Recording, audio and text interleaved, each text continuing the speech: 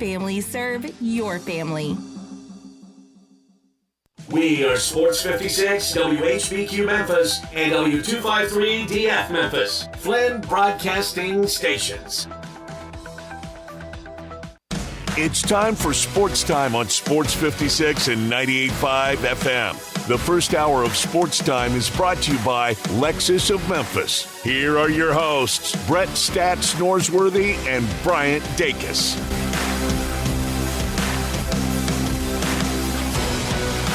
Welcome into Sports Time. Bryant and Brett with you in our Family Leisure Studios. Johnny Hill producing as always. We're Sports Time. We're with you for the next 3 hours. A lot to get to. Some fun basketball last night. Some interesting baseball games going on already today, but also last night. And some Tiger news in there as well that we'll definitely have to get to.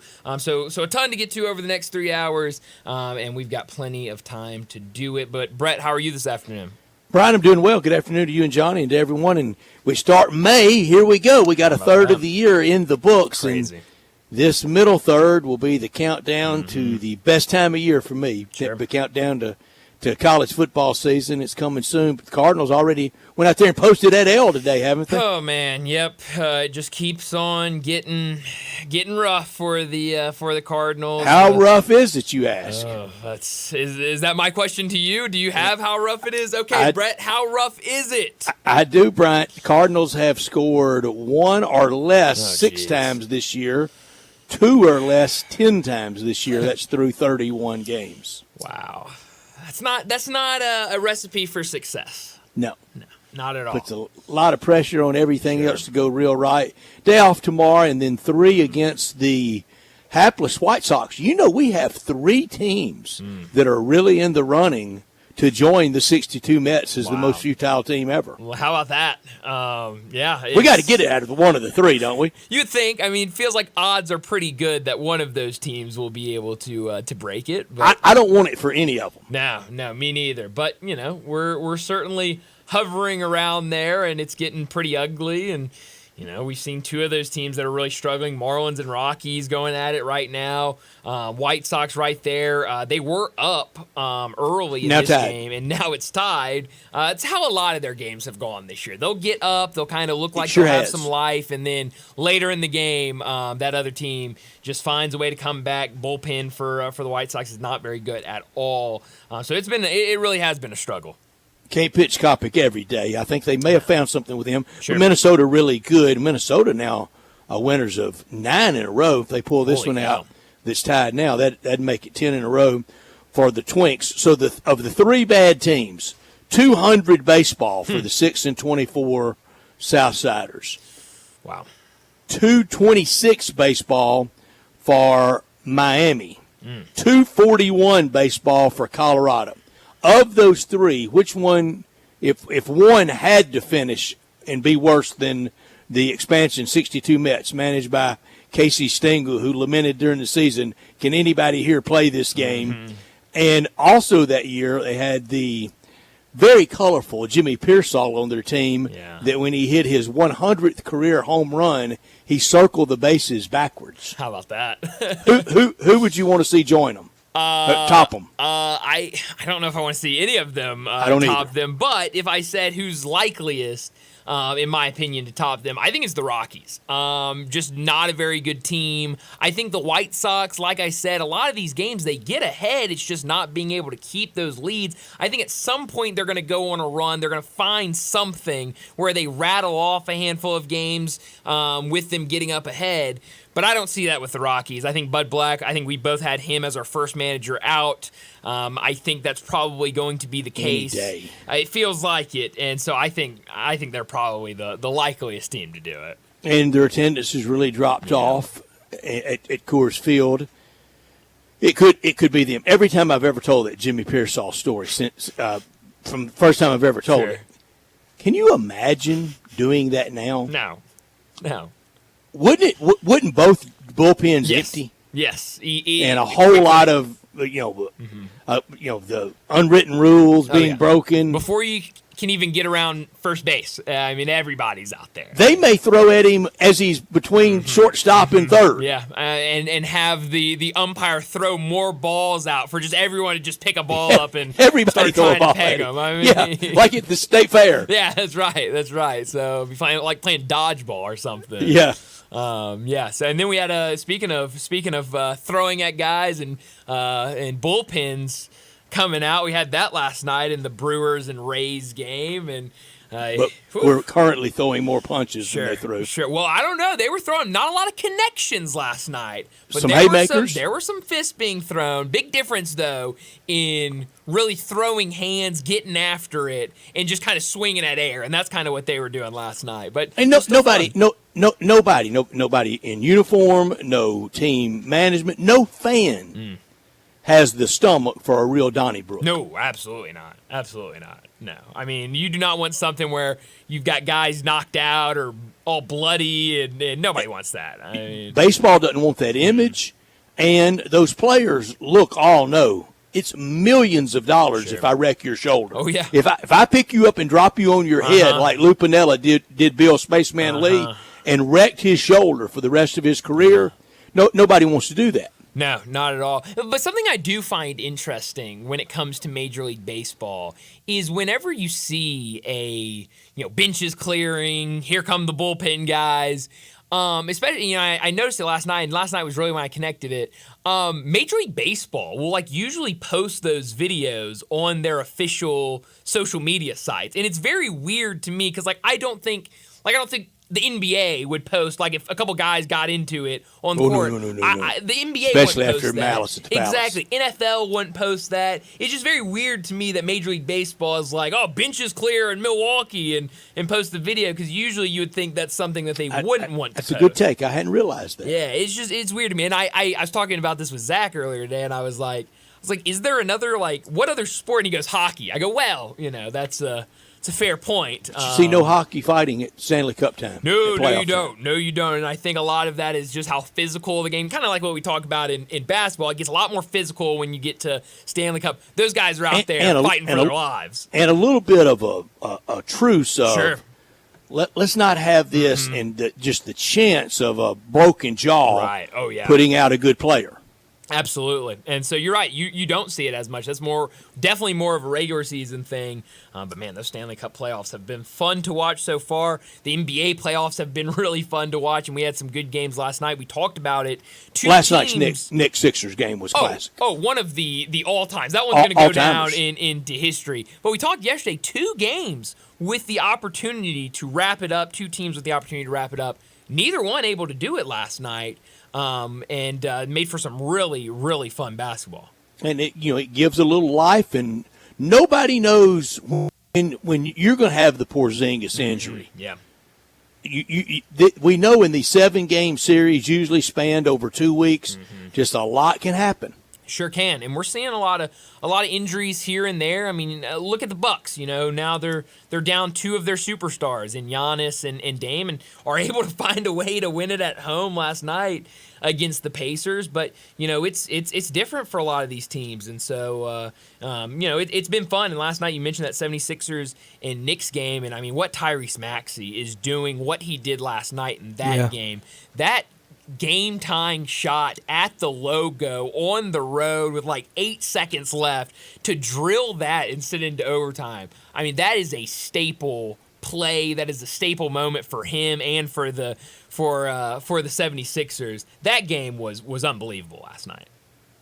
And for Garden history. Absolutely. And has been some, because of and obviously the Garden's always jumping around playoff time, but especially with how this kind of series has gone to start out, I mean, the Garden has turned into a hostile place for the 76ers. The reactions have been great, and it's made for a thriller of a series, and now... Did you see Tracy Morgan flip him off? How about that? They caught him going as he strolled off to the bench. They were going to a timeout. They had the close-up of Maxey, and right behind him, you could see Tracy Morgan. Not happy at all about what was happening on the court, and let it known. But I will say, Tracy Morgan, do it while he's looking at you. Yeah.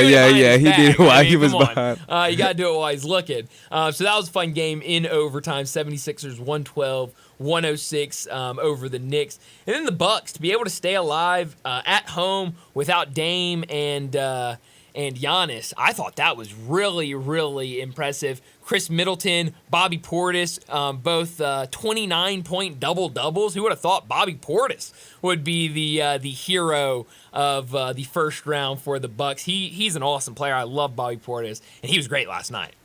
Who wins those 2 series left? Oh, man.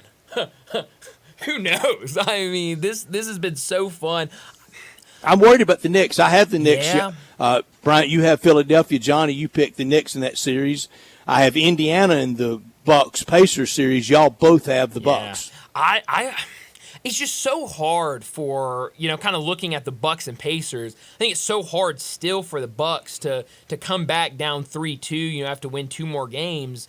But depending on health, if they can get Damian Lillard back, if they can get Giannis back, I think that changes a lot. If both those guys can come back and be, somewhat productive these next 2 games, I think the Bucks can win it, and that would be a massive win for them. I got complete confidence in the Bucks, especially off that, man. After that game, I have a confident win. Yeah, I'm completely confident in them, and that's even more demoralizing for the Pacers because they didn't have their guys. Mm-hmm. But I'm worried about the Knicks, like what Brett said. Losses like that's a backbreaker. That can terminate and destroy your confidence as a team, especially since they're young. Yeah.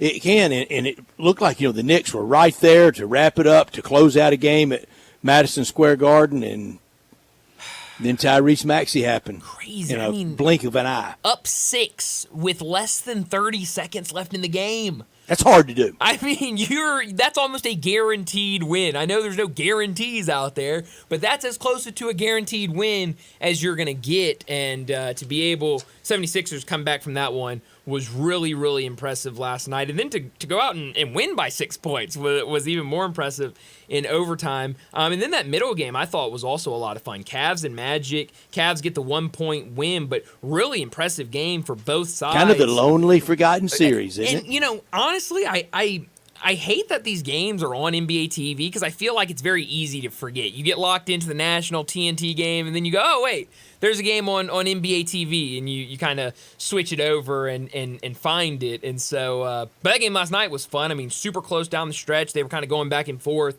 and a couple big-time plays for the Cavaliers, able to secure that win. And now they go up 3-2 with an opportunity in the next game on the road to secure it in Orlando. But keep in mind, it's been all home teams this series between the Magic and the Cavs. Cavs went up 2-0. It felt like they were playing really good and that they would make it look easy against the Magic. We go back to Orlando. They take 2. And then last night in Cleveland, obviously, the Cavs win it. So we'll see what happens as this one moves back to Orlando. But this could be one that is just chalk. Home team wins every time, and Cavs win it in 7. I said it during the course of the AAC season that I couldn't wait until Florida Atlantic drifted back into Forgottenville. And I think they will. I really believe people will look up and go, they went to the Final Four in 2023? Yeah. And that will be the feeling around that program because it's not going to have any it's not going to be sustained. And now John L. Davis going to Arkansas. Yeah, that was, the big one. We kind of learned last week that it was going to come down between Kentucky and Arkansas. And, I think he took visits to both places, and Arkansas ultimately able to land him. But you're absolutely right. That entire FAU roster, all the guys that they really leaned on these last 2 years are all gone. Handful of them up to Michigan following Dusty May. John L. Davis, obviously the big one not to follow him, and he lands at Arkansas. And it's a big pickup for Cal at Arkansas. He's a terrific player, but you're right. FAU is going to look entirely different. I mean, they're not even going to look like the same program next year. They're going 9-19. You can get ready for it. It'll be a disaster and ain't good enough for them. And I know people are going, but the Tigers need it to help prop up that league. No, what the Tigers need in that league is to dominate. Sure. Yeah, they need to go out and leave win it. No question about it. Yes, and I don't think they're it's going to be certainly different, and I don't know how much I think they're going to bring in and how really good they'll be next year. But who knows? That's how coaching changes go now with the transfer portal. That's right. Yesterday when we were talking about that On3 story about the end at Kentucky for John Calipari, I do want to make this point, even with my heavy criticism of him and about him. My question at the end of every coaching tenure, did they leave it better than they found it? If you answer yes to that, yes, they did leave it better, then it was a successful tenure. Sure. Did John Calipari leave it better than he found it from Billy Clyde Gillespie? Absolutely. Resoundingly, yes. Absolutely. I just don't say. Did Eric Musselman leave it better than he found it at Fayetteville? Yeah. Yes. So, kind of all's good there. Sure. You can then apply a variation of that question to the old question, famously in politics from a debate one time: are you better off than you were 4 years ago? I ask this question today: Kentucky basketball, are you better off with Mark Pope or with John Calipari?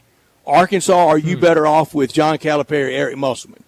I say Arkansas can say yes, and Kentucky cannot say yes. Yeah. No, I think you're right about that. And Mark Pope, now kind of we're starting to see those commitments. There's nobody in Big Blue Nation that on February 10th said, you know what, at the end of the year, what we really need to do is fire John Calipari and hire Mark Pope. Mark Pope, that's right. Well, even after John Calipari left and they were going through, who could we hire? Nobody was saying, you know what, bulletin board hire, put his first name top of the list, Mark Pope. That's our guy. We got to go get him. Nobody. And February 10th, if somebody had said, I know 2 Elite Eights and I know a Sweet 16, but I'm scared of the direction this is going in. We need to fire Eric Musselman, and I think we can hire John Calipari. Oh, man. You jump at it. Oh, yeah, absolutely. 100%. So it's very interesting. And now we're seeing how those two programs are playing out now with new guys in charge. And obviously Cal making some headlines, going and getting John L. Davis, a couple other pretty good guys out of the transfer portal. And Kentucky starting to build that roster now under Mark Pope. But let me set up today's show before we get to top and not top story of the day. 3:30, we'll get back to the conversation of the NBA playoffs. Those 3 games last night were all really, really fun to watch. All 3 of them. We've got a pair of games tonight, including what I think a lot of people would consider the best series right now, Mavs and Clippers. That series tied 2-2. So we'll talk about both these games, that one, and then Heat and Celtics. That will get us started at 6:30. We'll do all that in our next segment. 3:45, we'll talk baseball. We've got already a couple of finals in the books from today, but also a full slate of games last night. Some really interesting things. We talked about the bench clearing. We also had a bee delay late last night in Arizona. So it's interesting night in baseball. Who had that on the bingo card? No, not at all. The bee delay. It was crazy. It was unbelievable. And it was a wad of them, wasn't it? Sure was. Had to have the guy come out in full suit and how about that guy's day? Good for him. This time yesterday, first of all, certified beekeeper. How about that? How about that? That's a job. I know we need them. I know they're out there. Yeah. Never met one. No. But he's just while away his day in Phoenix, Scottsdale area, and gets the emergency call. Bring. We need you down to the ballpark ASAP. It's crazy. So and he ends up throwing out the first pitch. I mean, that's the least you could do for him. Game doesn't even happen without him. Let him throw the first pitch. Beat the Dodgers with him. That's right. They need him at the park every night. Let's get the bees going. Honestly, you see a lot of people. When something like that happens, when something small like that happens, like you'll get like a rally cat or rally rat. The people rally around it and make it like the team mascot almost for that season. Maybe the Diamondbacks, maybe they got the rally bees. I don't know. If they go on and win a World Series, does he get a ring and a playoff share? I say absolutely. Why not? Especially if they really buy into it, I say absolutely. That would be all timer. 4:00, John Goen from Timber Trust Golf. He'll join us. We'll talk some golf and make our picks for this weekend's tournament. The Byron Nelson still going first in our picks, so wasn't a great weekend for me. But it was a good one for John, the guy that just comes in and says, I didn't really prepare for picks today. Why not just go with Higo and Fox? Wait a second. We're bearing the lead. I won last week with the winner. Well, Brett, then there's you. Who picked Rory McIlroy, the guy that John didn't want to be there. Didn't want to be there. Thank you, Johnny. That's a great point. I won double with him coming out of the second pick. I got him That's fifth or sixth. He sure did. He was still on the board. I should have taken him. $5 million. Good job. Very good. John won $468,000. Well, and Brett, and we'll revisit I need my credit, Brian. I'm sorry. No, I haven't brought it up all week either, have I? No, you have not. And I apologize that I haven't. I think we talked about it on Monday, though. But I will bring it up. I don't know if we did. I don't know that I got enough credit. Johnny, run back the tapes. I need a few more pats on the back. Well, look, I'll give it to you because honestly, you deserve the pat on the back, Brett. I had to ask for it, though, Johnny. If you got to ask for the pat on the back, I mean, it would never come. Hey, we were going to get to it. Especially with Brian. You know how Brian is. He don't like giving pats on the back.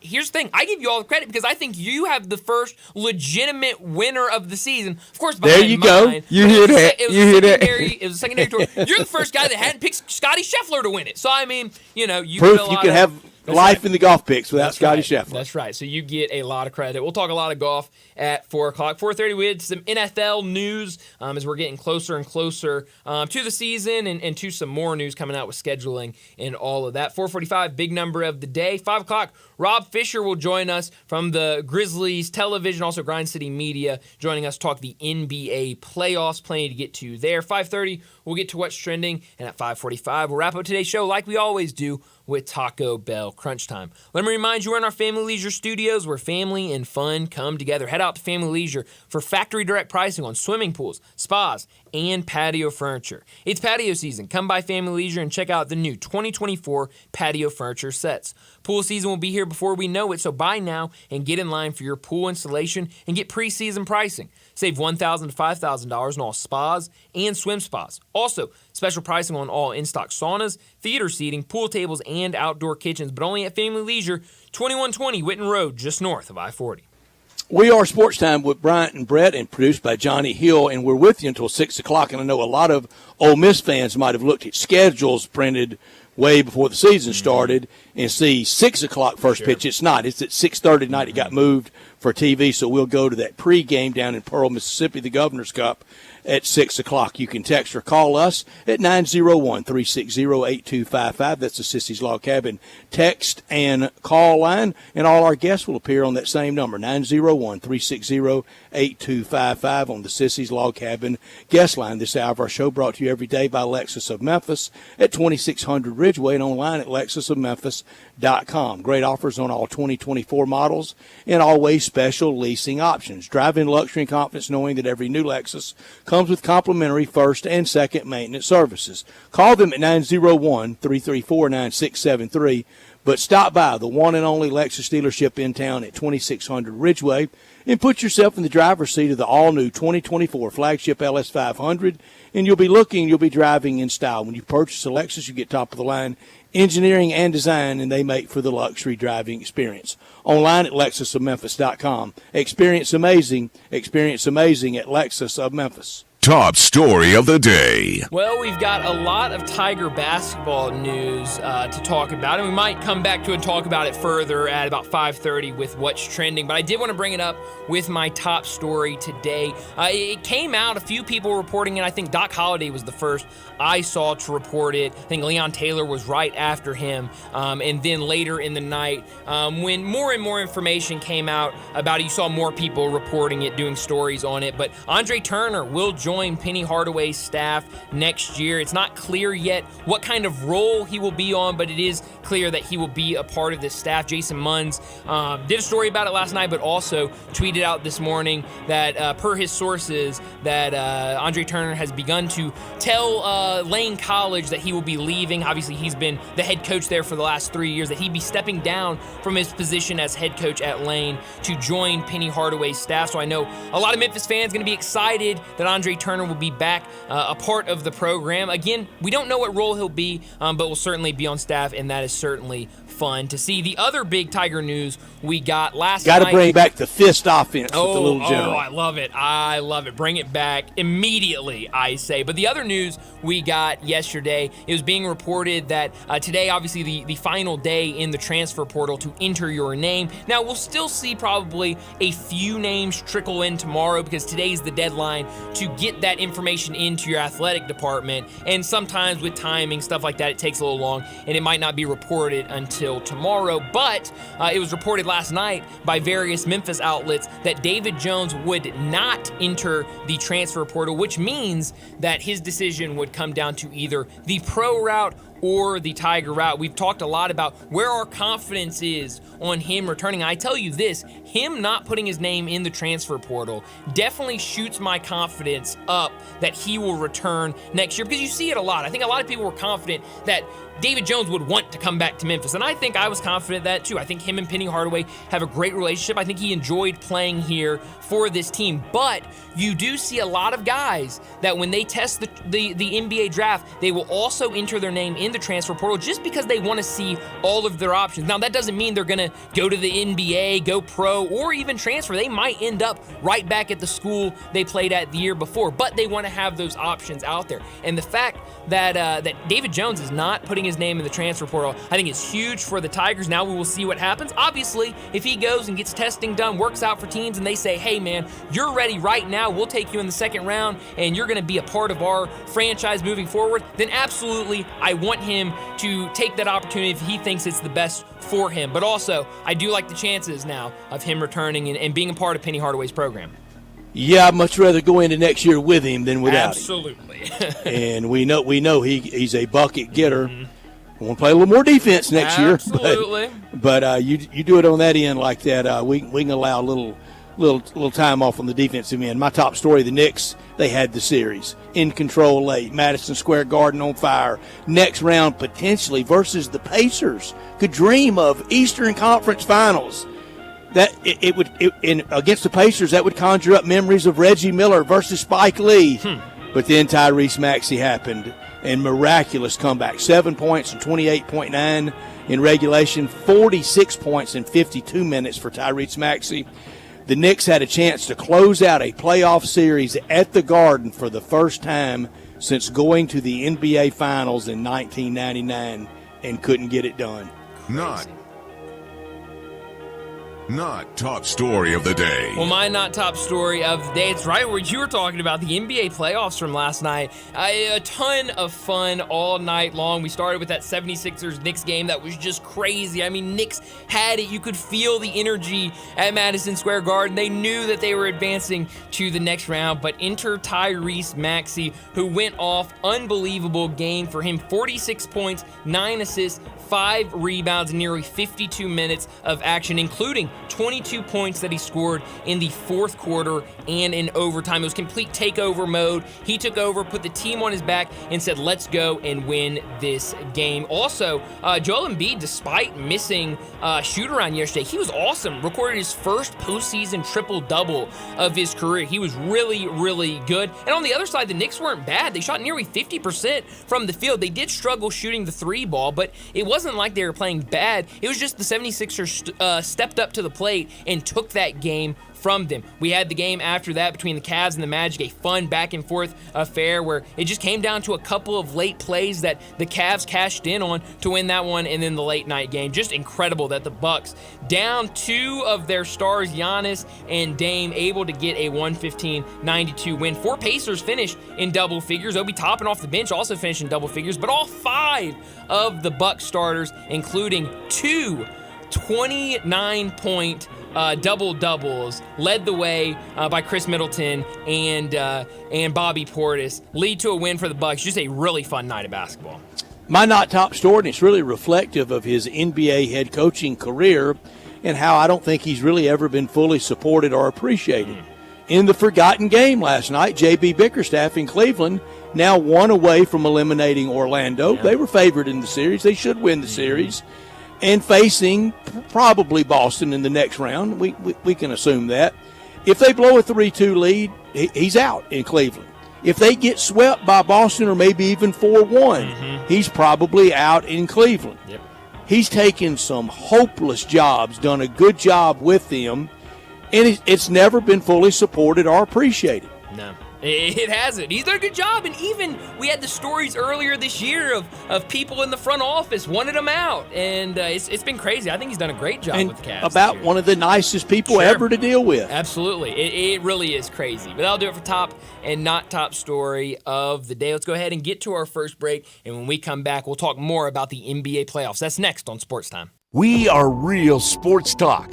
Sports 56 WHBQ. Available on your radio dial at 560 AM and 98.5 FM, as well as around the world online at sports56whbq.com. Take us with you everywhere by downloading the Sports 56 app. And at home, just say, Alexa, play Sports 56. Wherever you are, stay tuned in to Real Sports Talk. Sports 56 and 98.5 FM. Simple, smooth, and every sip as easy as the last. Tito's handmade vodka tastes just as good with tap water as it does your favorite mixers. Back in the day, Tito distilled, hand-bottled, taste-tested, sent out to a few friends, then taste-tested again to give you the finest juice around. No frills, no flavors, no fancy labels, just the good stuff, just Tito's. For recipes, videos, and more, visit Tito'sVodka.com. Distilled and bottled in Austin, Texas, 40% alcohol by volume, namely 80 proof, crafted to be savored responsibly. I'm Gary York. I'm the service director at Lexus of Memphis. Our service department wants to be more than just a place where you get your oil changed. We do glass repair, windshield replacement, recalibration of your camera and sonar systems, even wheel repair, tire replacement, all the things you would expect from a luxury automotive dealer. Please check out our website. You can schedule your appointment, check out our specials, hours of operation, or if you'd like to do it in person, please reach out to one of our associates at 901-271-5199.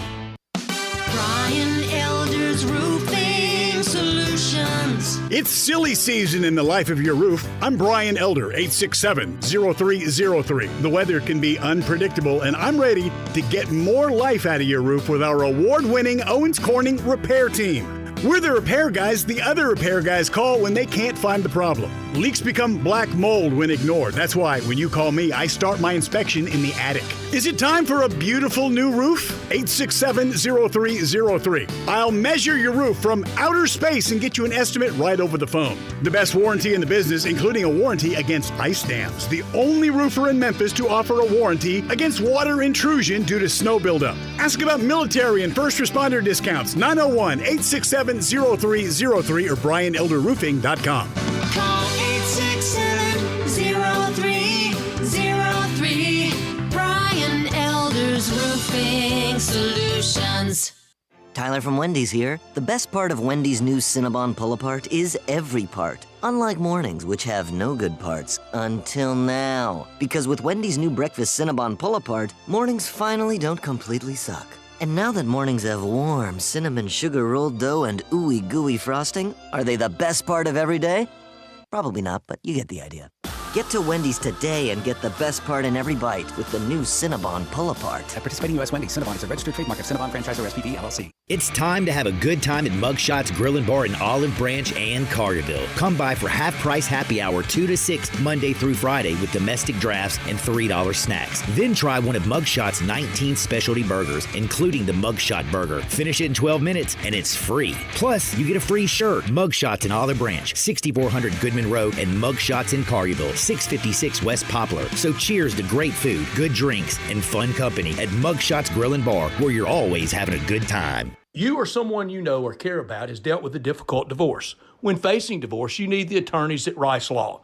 Nick and Larry Rice lead the firm with 3 generations and 7 decades of experience. Located in Memphis, serving the entire state of Tennessee and North Mississippi. Rice Law is who you need to call. Simple or difficult divorce, they know how to handle it. Call Rice Law at 901-526-6701, or for more information, visit them at aboutdivorce.com. That's aboutdivorce.com.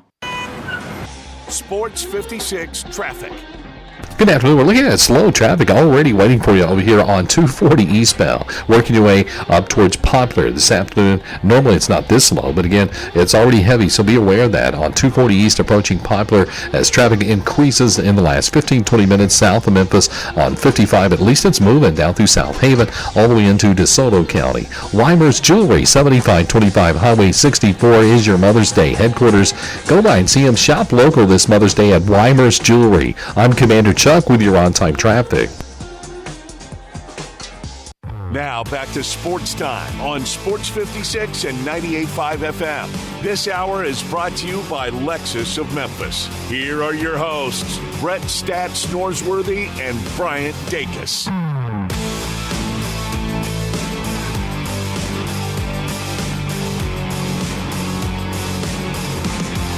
Welcome back into Sports Time. Bryant and Brett with you in our Family Leisure studios. And we spent a lot of time in the first segment talking about the games from last night in the NBA playoffs. They're just so much fun. I mean, honestly, I could not take my eyes off of them. Trying to watch the end of the 76ers and Knicks game and the end of the Magic and Cavs game at the same time, and then seeing that third game in there. It was really interesting last night. But two teams, mentioned it earlier, had the opportunity to wrap up those series. Neither able to do it. Now tonight we'll have the Celtics with the same opportunity, up 3-1 against the Heat. They're 13.5-point favorite tonight. Feels like the chances are pretty good for them to wrap it up tonight.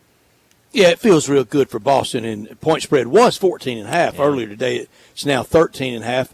The Mavericks are favored on the road tonight against the Clippers. Mavericks are 3.5-point favorite. You surprised? Yeah, I definitely. I mean, this has been so back and forth, and the fact that the road team's favorite blows my mind, honestly.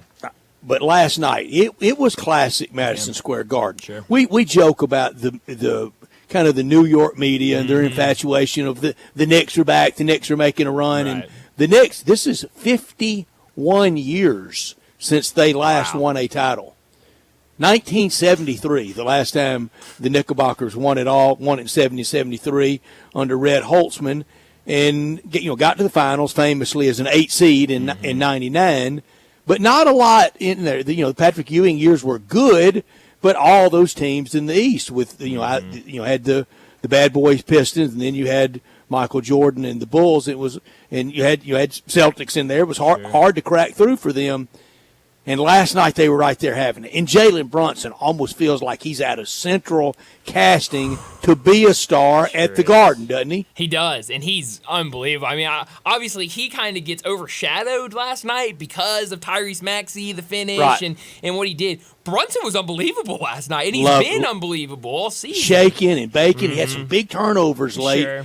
But his game, reminiscent of, evocative of Clyde Frazier and Waltman and Earl Monroe and great players from Knicks past, and even other great Knicks, different position that Patrick Ewing played, big man versus a guy handling the ball, and even Bernard King, power forward and great outside shooter. But John Starks was like that, and it feels like if they can get to that next series, it will really ramp up. Sure. Oh, absolutely. I mean, I think the farther the Knicks go, the more and more buzz is good for business. In New York. It's great for business. I mean, it is Madison Square Garden, and like you said, as much as the media kind of pushes it, it's good for the NBA. As much as we want to joke about it and stuff like that, that's going to get more eyes on the NBA, on the product, and certainly good for the league.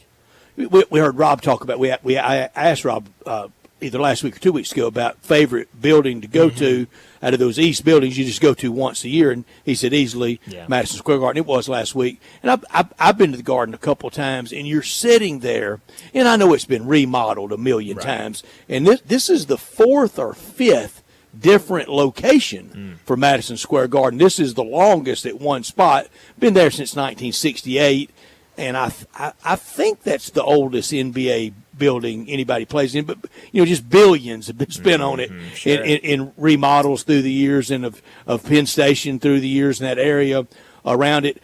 Literally, Brian, a stone's throw from, the Macy's, famous for Miracle on 34th Street, just right around, Empire State Building not far from it. You can sit in there, and you can feel the big moments. And I've sat in there, and I've thought, I wonder what it was like that night for Ali Frazier. Oh, man. what was it like? It's crazy. What's it been like for all the concerts? Sure.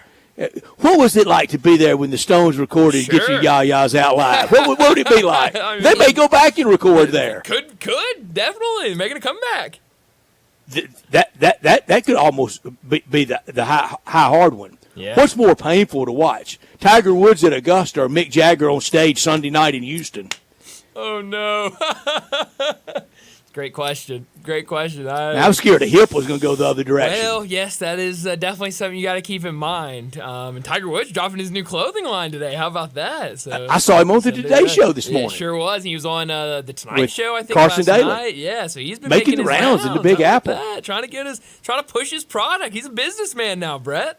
And tell us he's going to play at the PGA. Come on, Tiger. No, please don't. Yeah, I mean, I guess that hope was always there, but it feels love unlikely. the Garden, love that atmosphere last night, and tonight on the famed parquet, Boston tries to close out the Heat. The Heat stole one. Sure.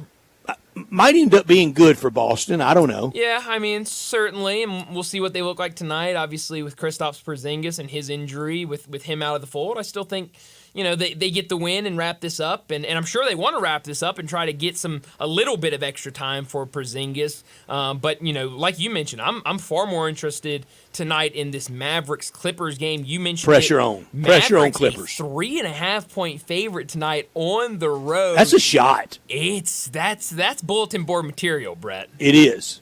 I mean, for that veteran team, I know they got some missing parts, but Dallas. A lot of the guys really helping Dallas. Gaffer and Washington got it deadline time. Dallas did a good job at deadline time. Remember when I was infatuated with Gafford? Absolutely, yeah. And thinking maybe somewhere somebody, and if the Grizzlies had not had what happened to them, they were never making that kind of deal during the season.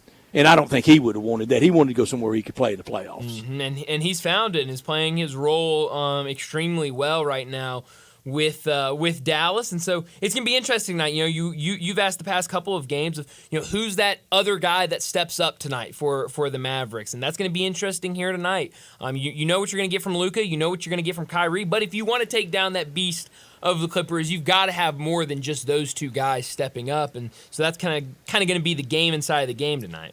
We're at the end of our 4 games on the day. There's just not enough inventory left.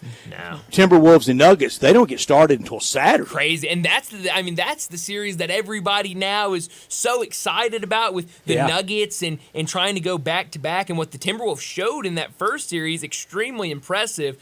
That one's going to be a ton of fun. How Anthony Edwards rubbed Kevin Durant's nose in it. And I mean, just went back and forth that entire series. And I mean, that one picture from, what was it, game 1 or 2, where, Kevin Durant's walking down and Anthony Edwards is giving it to him. And he just, all he can do is smile and just, take it. And take it. And then, even more, that's, Anthony Edwards has come out and said, Kevin Durant's my favorite player. And then when that series is over, he gets done being swept, and Kevin Durant comes out and says, my favorite player to watch in the NBA is Anthony Edwards. He's unbelievable. The league is his. That's such a cool story for him, for Anthony Edwards, and he's an unbelievable player. And we asked that yesterday, kind of player that we like watching the most, and I think it's Bronson for me. Good pick. Plenty of good ones in this one, and plenty of young picks. Brunson and new names, SGA. Exactly. Yep, and new names that just haven't had that shot, or are really young and kind of coming into their own right now, and it's fun to watch. You've mentioned it a couple of times, but kind of getting away from the LeBrons, the KDs, the Stephs, the ADs, and kind of getting into this new group of stars has really been a fun storyline to watch play out in these NBA playoffs. Well, let's go ahead and get to a break, and when we come back, a lot of interesting games last night in Major League Baseball. I've already got a couple finals from today's action. So let's get to a break. When we come back, we'll talk some baseball. That's next on Sports Time.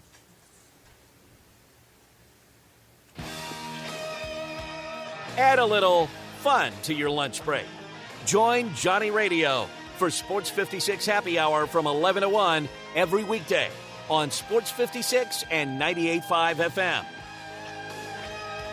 This is hard to believe, but the Hyundai Santa Fe is actually better? I know, that's crazy, isn't it? The 2024 Santa Fe is new, top to bottom, and even better than before. It's almost as big as the Palisade, so roomy, and now it's got a standard third row. Everybody's clamoring for that. And it's the best SUV when it comes to the ride than ever before. You know how with SUVs you love it because you're sitting high, but you don't get that luxury kind of ride like a sedan? You do with the 2024 Santa Fe. It's the best riding SUV ever, and it's quiet. It's the ultimate family car. All you've got to do to be sold is to test drive it. The people at Homer Skelton Hyundai are saying, come try it. You'll love it. Homer Skelton Hyundai, right at the corner of Highway 78 and Craft Road. First exit in Mississippi. Go see the ultimate SUV, the 2024 Santa Fe.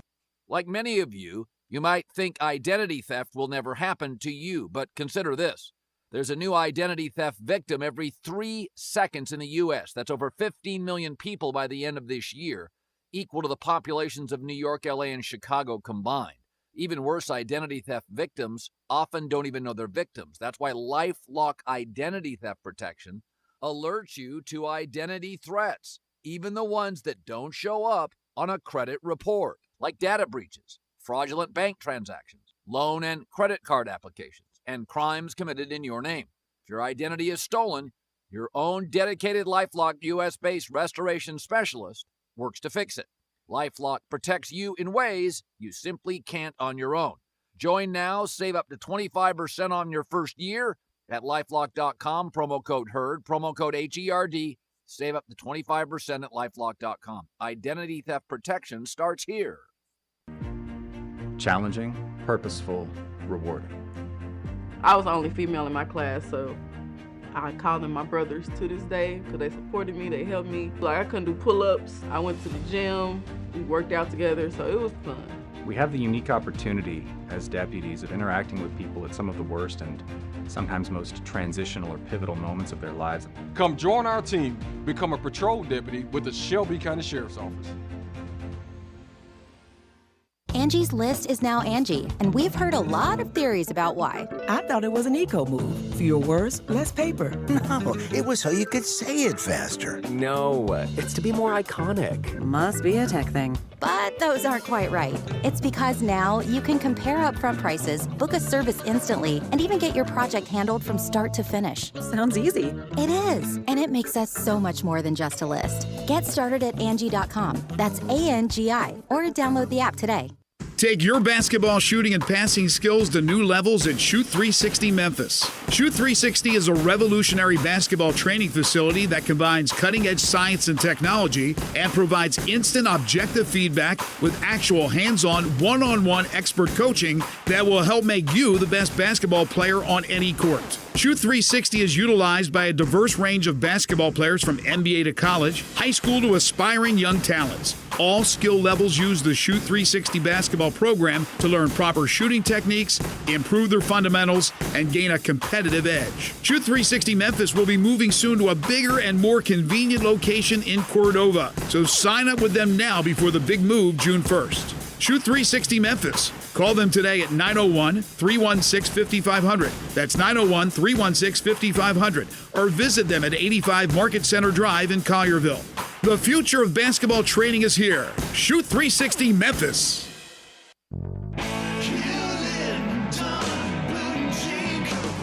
Hewlett & Dunn Boot and Clothing Company, we have it all. From handmade Amish leather belts, fine and casual clothing, boots, casual boots, work boots, fancy boots, and even safety-toed boots. Lots of cowboy hats to choose from, even Nebo lights, good-looking duck head dress shirts, duck head caps, shorts, and pants. Tons of jeans from Ariat, Wrangler, Devil Dog, and Kimes Ranch jeans.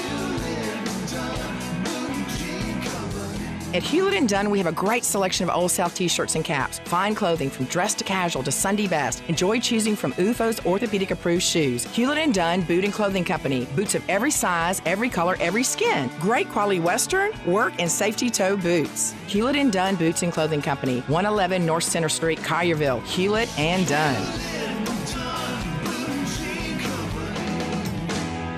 Hewlett & Dunn, serving you and your family since 1961.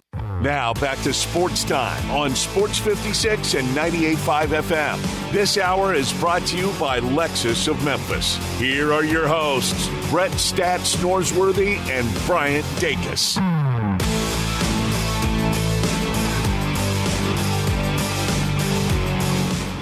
Well, it's been an interesting couple of days in Major League Baseball. A lot of day games today. With it being a Wednesday, you get a lot of day action.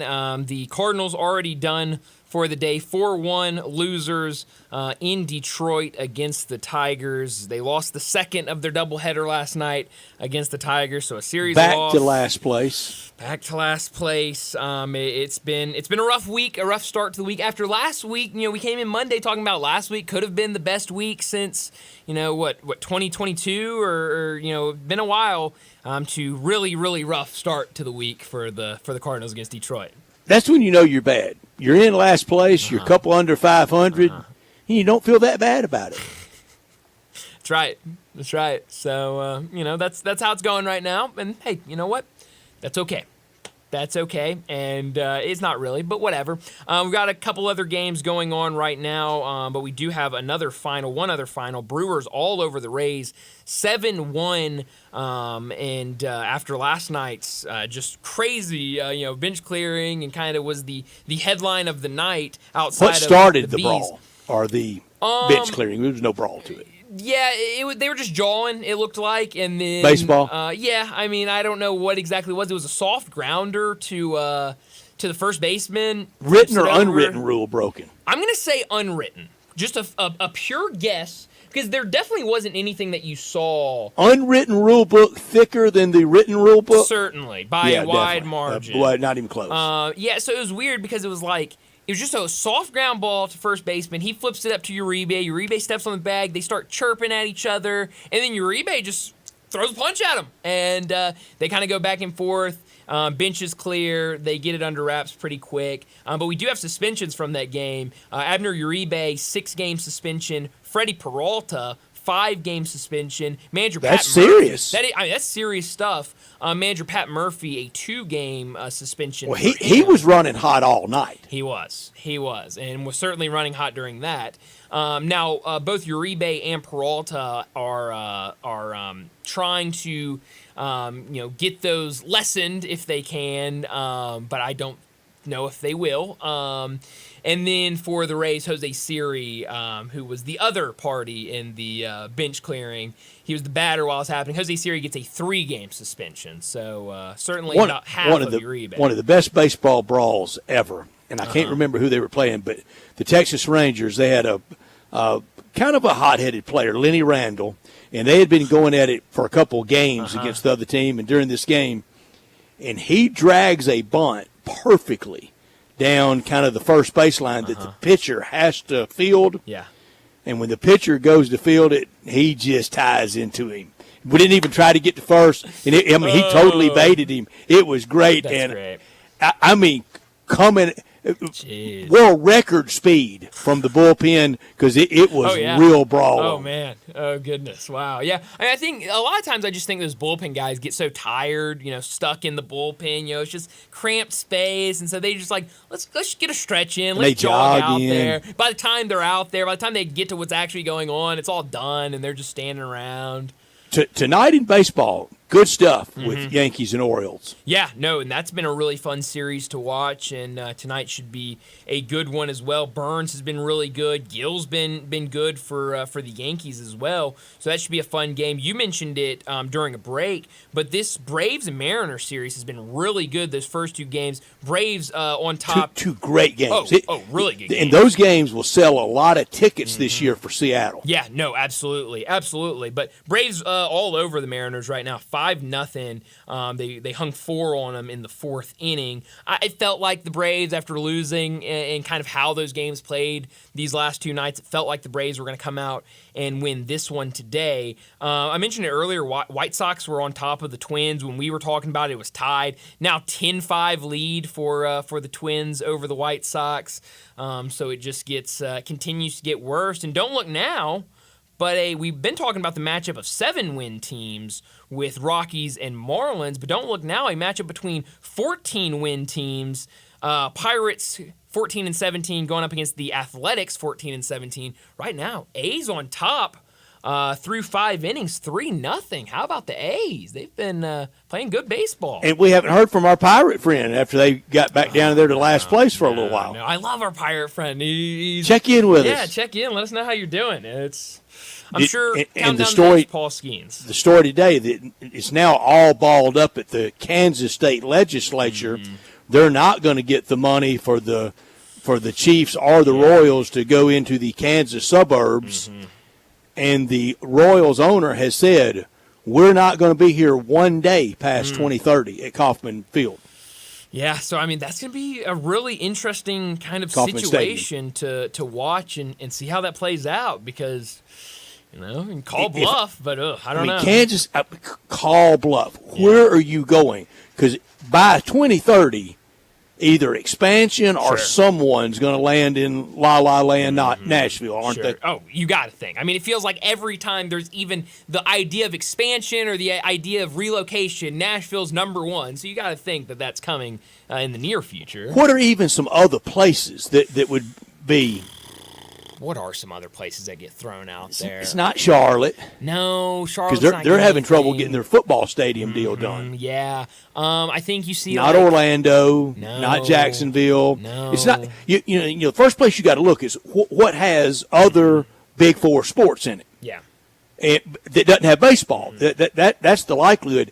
Vegas being taken off the scene was a little bit like forever. Having the carrot out there being Los Angeles really helped a lot of markets get in gear to get stadium deals done because everybody was threatening, or we will move to Los Angeles. Right. Well, you can't threaten. They're not going to get 3 teams. Mm-hmm. Yeah. No. So once a team is in Nashville and in Vegas, that takes away. Okay, back to Montreal with downtown retractable roof. Yeah. We tried that once with downtown retractable roof in Montreal, and they couldn't get the roof back open after they shut it. Well, that's an issue. That can't happen. Kind of takes the retractable roof out of it, And the cost overruns for the 76 Olympics in Montreal, they're still paying for. Really? Wow. That bad, huh?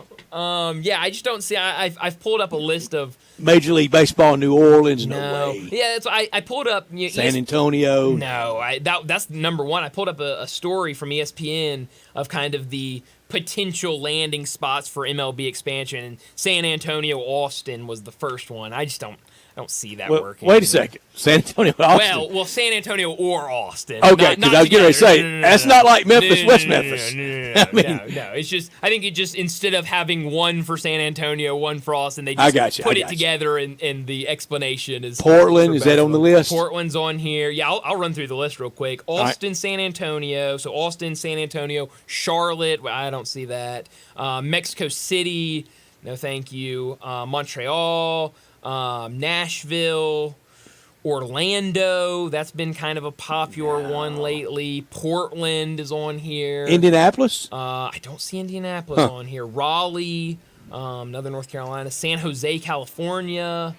Salt Lake City. I don't see that. That's it. That's all. That's kind of the new Nashville. It sure is. I mean, now hockey's going to Salt Lake City, but I don't know. I know Mexico City, that's I call their bluff. Montreal. I if do I'm too. Kansas City. Yeah, I don't spend your own happening. money. Yeah, I'm with you. But we'll see. That's definitely going to be a storyline, to see with Kansas City what happens there. But let's go ahead, wrap up our first hour, and get to a break. And when we come back, we're talking golf with John Gowen.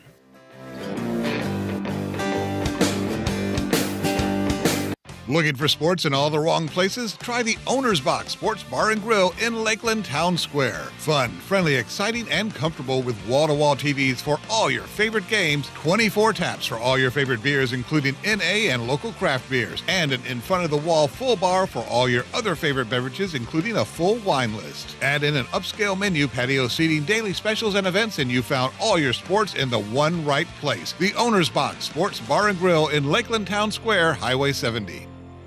You know, one thing we never talk about is how family-friendly Central Barbecue is. Always has been. At any Central Barbecue location. And there are a lot of them. You know your kids will have a good time and a great meal. The kids' menu is perfect. Everything from a grilled cheese to a junior barbecue sandwich to a hot dog, junior chicken sandwich, or classic mac and cheese, and they all come with a side and a small drink, all at a great price. You just left me with literally nothing to say about kids at Central Barbecue. I was just trying to be thorough. You covered everything. What am I supposed to talk about?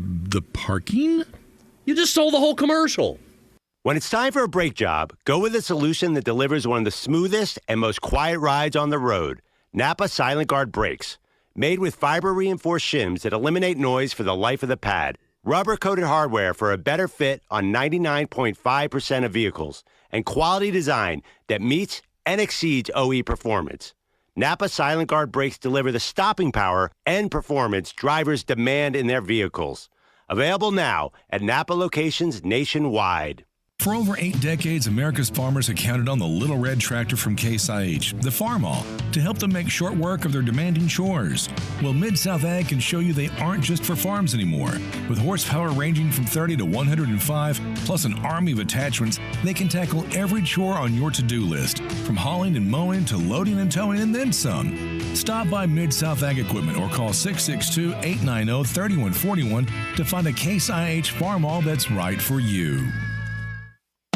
Brian Elder's Roofing Solutions. It's silly season in the life of your roof. I'm Brian Elder, 867-0303. The weather can be unpredictable, and I'm ready to get more life out of your roof with our award-winning Owens Corning Repair Team. We're the repair guys the other repair guys call when they can't find the problem. Leaks become black mold when ignored. That's why when you call me, I start my inspection in the attic. Is it time for a beautiful new roof? 867-0303. I'll measure your roof from outer space and get you an estimate right over the phone. The best warranty in the business, including a warranty against ice dams. The only roofer in Memphis to offer a warranty against water intrusion due to snow buildup. Ask about military and first responder discounts. 901-867-0303 or BrianElderRoofing.com. Call 867-0303. Brian Elder's Roofing Solutions. This Sports 56 traffic report is brought to you by Luttrell Belting. They keep you moving. Sports 56 traffic. Good afternoon. I'm looking at a crash over here. It just happened on 240 eastbound at Poplar. Now, this is really going to aggravate that traffic, possibly all the way back to Mount Moriah here in just a few minutes, because it was already slow go over here a few minutes ago before this wreck even happened on 240 east. Now it's really slow. Again, as you come up past Bill Morris Parkway, trying to work your way up to the accident scene there at Poplar. Hey, Weimer's Jewelry, 7525 Highway 64 is your Mother's Day headquarters. Go by and see them. I'm Commander Chuck with your on-time traffic. We are Sports 56, WHBQ Memphis, and W253DF Memphis, Flynn Broadcasting Stations. Now back to Sports Time on Sports 56 and 98.5 FM. Here once again are Brett Norsworthy and Bryant Dacus.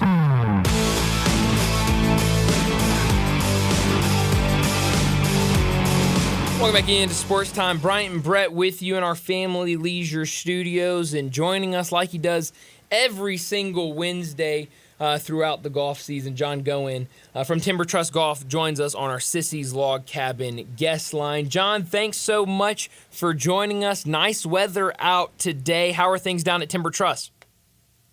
Oh, good, real good. Just, happy to see some warm weather. Grass is growing.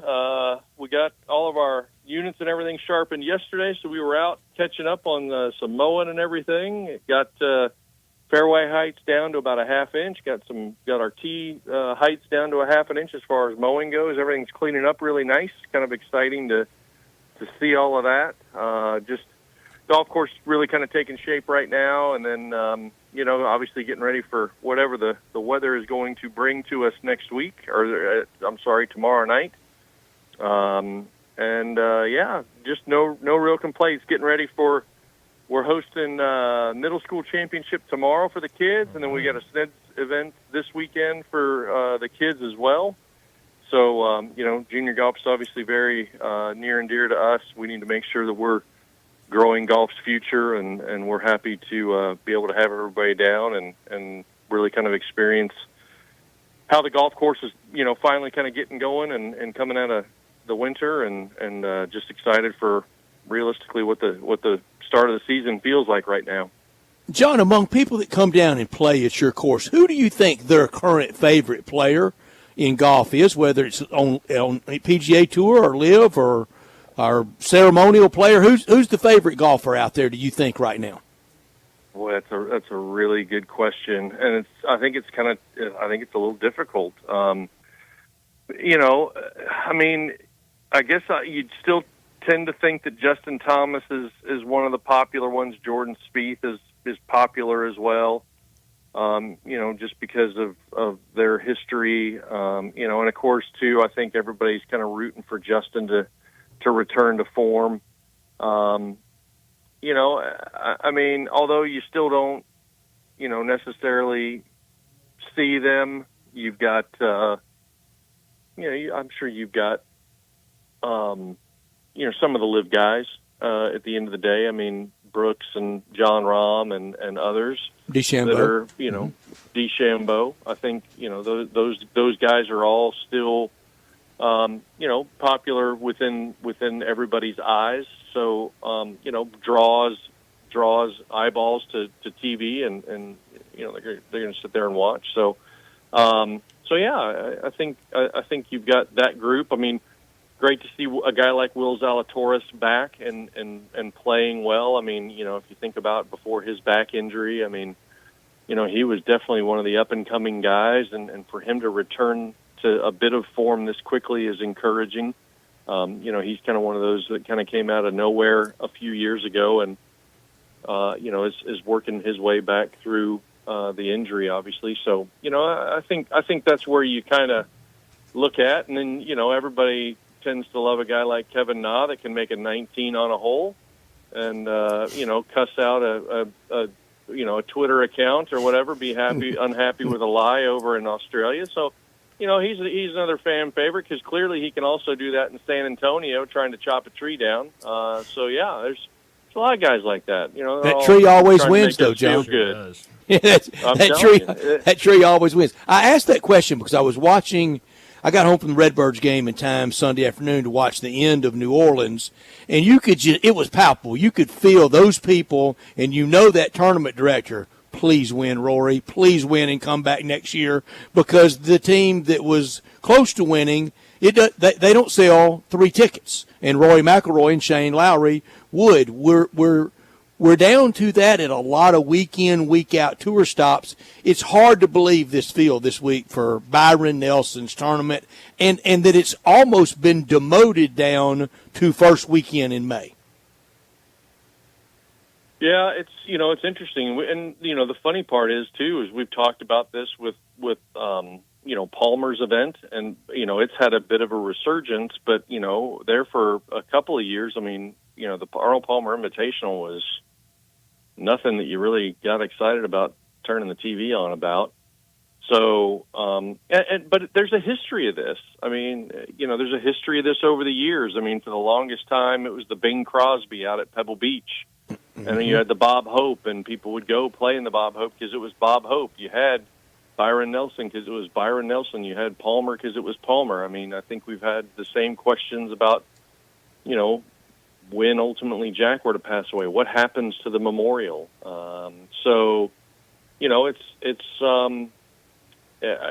Unfortunately, it's kind of where golf is nowadays. We've done to golf what we've done to the bowl games. There's only a couple that matter.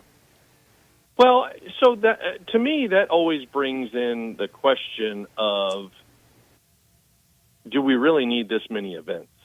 Is it at the point where does the tour season maybe need to be 28 events? Does the Korn Ferry Tour become the more robust of the two from a schedule perspective, so that you still have these guys that have opportunities to, be promoted or get their tour card or whatever. But, kind of this, FBS, FCS kind of group, realistically at the end of the day. And just because, these guys can't and are not going to play in 42 or however many events there are now. I mean, there used to be 42 or 43, I think. So, they're not going to do that. So why don't we whittle the schedule down to the point where, you're going to have the opportunity for these guys to maybe play in a few more of these events and then everybody benefits. Pick your, unfortunately you're going to need to pick your best markets for those types of things to be able to happen. That means probably a John Deere goes away and New Orleans goes away and places like that ultimately that have been, tour stops for some time, kind of fizzle away. But I think, for the betterment of the schedule and the betterment of the events that are actually played, I think that you need to maybe dial the schedule back a little bit and go from there. I mean, let's face it, guys. I mean, the schedule could really go back to, I guess we could start in Hawaii, but we probably don't necessarily need to. So let's just start it at, Torrey or Riviera or something along those lines, Phoenix. Yeah. And kind of start the schedule there and maybe February. After the Super Bowl. And it runs to August and you call it a day. Yeah. And so, I think that, there's no need for the silly season and all the other stuff and giving these guys opportunity. And again, let the Corn Ferry become the bigger schedule amongst everybody. I know TV probably won't like that, but at the end of the day, you're still gonna have the ability to have your better players in these events, and on a more consistent basis, which is ultimately going to benefit those towns and your sponsors that are involved. Mm-hmm. Yeah, it's definitely going to be interesting. We're talking golf with John Goen like we do every single Wednesday from Timber Trust Golf, and we're 10 minutes into the segment. I don't want to go another minute before we give Brett a round of applause. Give him some praise for the win last week. Great job, Brett. Rory McIlroy and Shane Lowry. I haven't heard John say thank you. I just want to say, congratulations. I'll give John his moment in a second. I just want to make this clear that this is the second true winner of the season, and really the first true winner of the season. Because I'll understand. Mine was a secondary tour that I got the win on. That's understandable. Yours was the primary tour of the weekend, Brett. Congratulations to you. First real win of the season. There's life without Scotty Scheffler, John. What did he just say? I'm sorry. I think my phone must have broke up at the time. First real win of the year. Because I'm pretty sure I did win at Augusta. Well, Scotty Scheffler, you got to throw it out. When you get a layup like the number one golfer in the world, anybody can pick. That's right, Mr. That's right, Mr. Automatic. Do it without Scotty Scheffler. Johnny, great picking Scotty Scheffler. Congratulations. Thank you, John. On your win, too. Thank you, John. You too, John. Good job. I'm glad the Scotty Scheffler Club's some happy. Of us are just some of us are blessed with great picking talent. Yeah, man. Others of us, are in fourth place. I feel like I'm digging myself a real big hole, Brett, for in a couple weeks when I'm sitting in last place and Scotty Scheffler's back in the field. And you have to take him for the PGA. And he's got zero sleep from having their newborn child. He's completely trying to be in form, but he's not going to be. And he misses the cut. Oh, no. He's trying to get back home to help his wife with the newborn baby because that's where his mind and his priorities and everything has been at right now. And he's going to show up in Louisville in a couple of weeks and completely. I won't say he'll miss the cut, but he won't be in contention. And Brian's going to have the opportunity to take him, and then he's going to just have to kick himself all weekend. Yeah. That would be so sad. John, I'm watching that tournament from New Orleans, and I sent video after video to both Bryant and to Johnny. And I know you know that course well through the TPC family that you worked for forever. But, John, those alligators down there, there was literally a video. It would be akin to everybody visualize being at the FedEx St. Jude Classic, They're where we are, along 18, John, right by the hospitality tent. John, you know it well. You know every blade of grass out there well. And you go to that restroom area, Bryant, kind of when you go toward 18T, but you turn left and it's kind of back behind the hub area. And the water is there on 12, water, which is a key thing. You go to the bathroom and you come out and a crocodile is staring at you. No, thank you. I'll pass. John, it's going to happen one of these days in New Orleans. We're going to have a nightmare. Oh, yeah. Well, look, I mean, you've got the same issue. Like, what was it, a few years ago when Kip Henley went after that alligator at Harbortown? There was one laying up on the bank, and he had to go grab a bunker rake to kind of prod him back into the water. Yeah. So, I mean, look, I mean. It's his water. It's his bunker. It's his rake. Sure is. Well, I mean, he went back swimming, so I mean, everything was fine. Nobody got hurt, Brett. Nobody got hurt. Yeah. Okay, I'm just scared of it, John. I did want to ask you about, of all the things that are the kind of the controllables and the uncontrollables in running your great golf course down at Olive Branch, bunker maintenance. I hear everybody kind of complaining about that, and everybody wanting less bunkers. Do you identify with that? There's still a couple that I ponder whether we need, or not. But there's times where they, kind of help frame depth perception a little bit. So although they may not come into play a heck of a lot, it frames, the backside of the hole from a depth perception perspective. So, there's those types of things that you have to take into consideration as well. But, like, there's a bunker left of 15 that I've toyed around with whether we really need to have.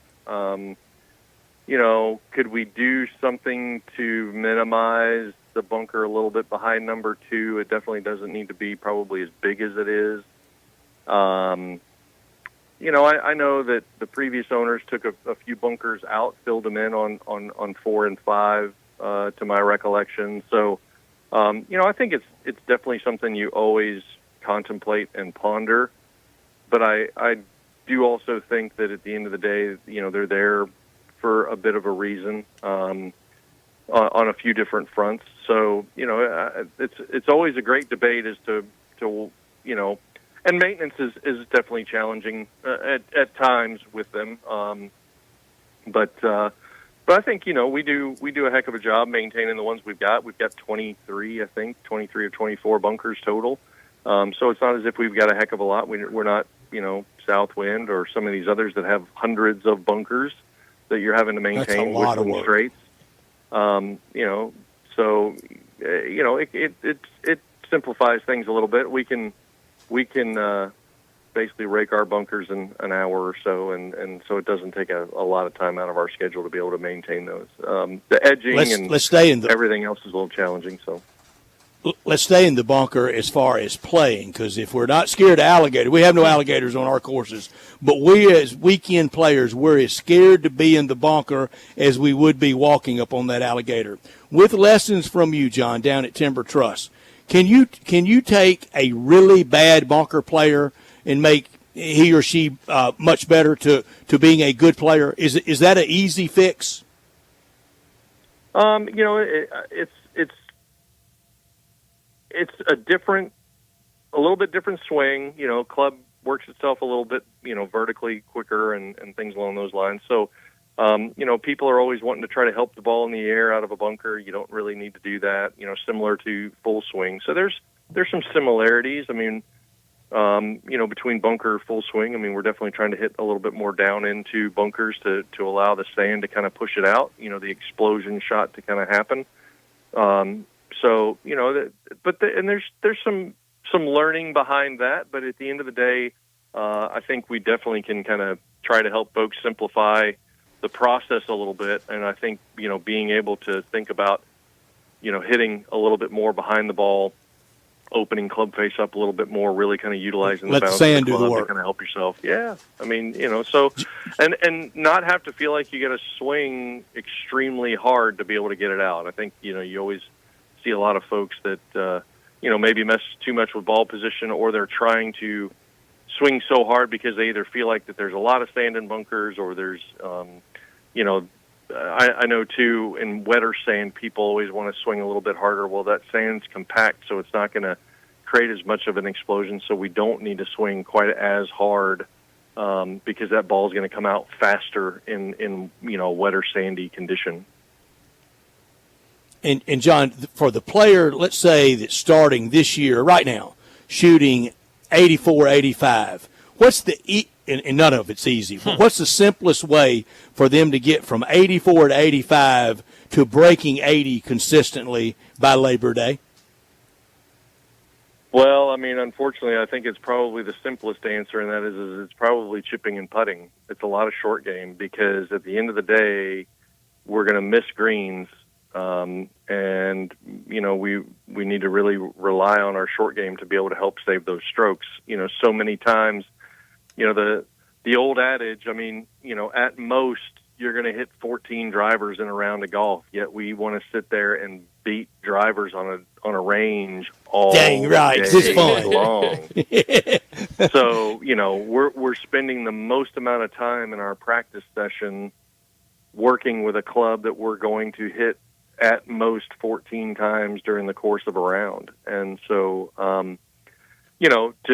to kind of really work on your short game. And then, a lot of my lessons that I do, we're really only going to swing 7 or 8 iron, for a few different reasons, mainly 7 iron, because one, the club is short enough to where we can feel swing change. We can work on swing change and really kind of feel it because we can control that club, feel some position changes.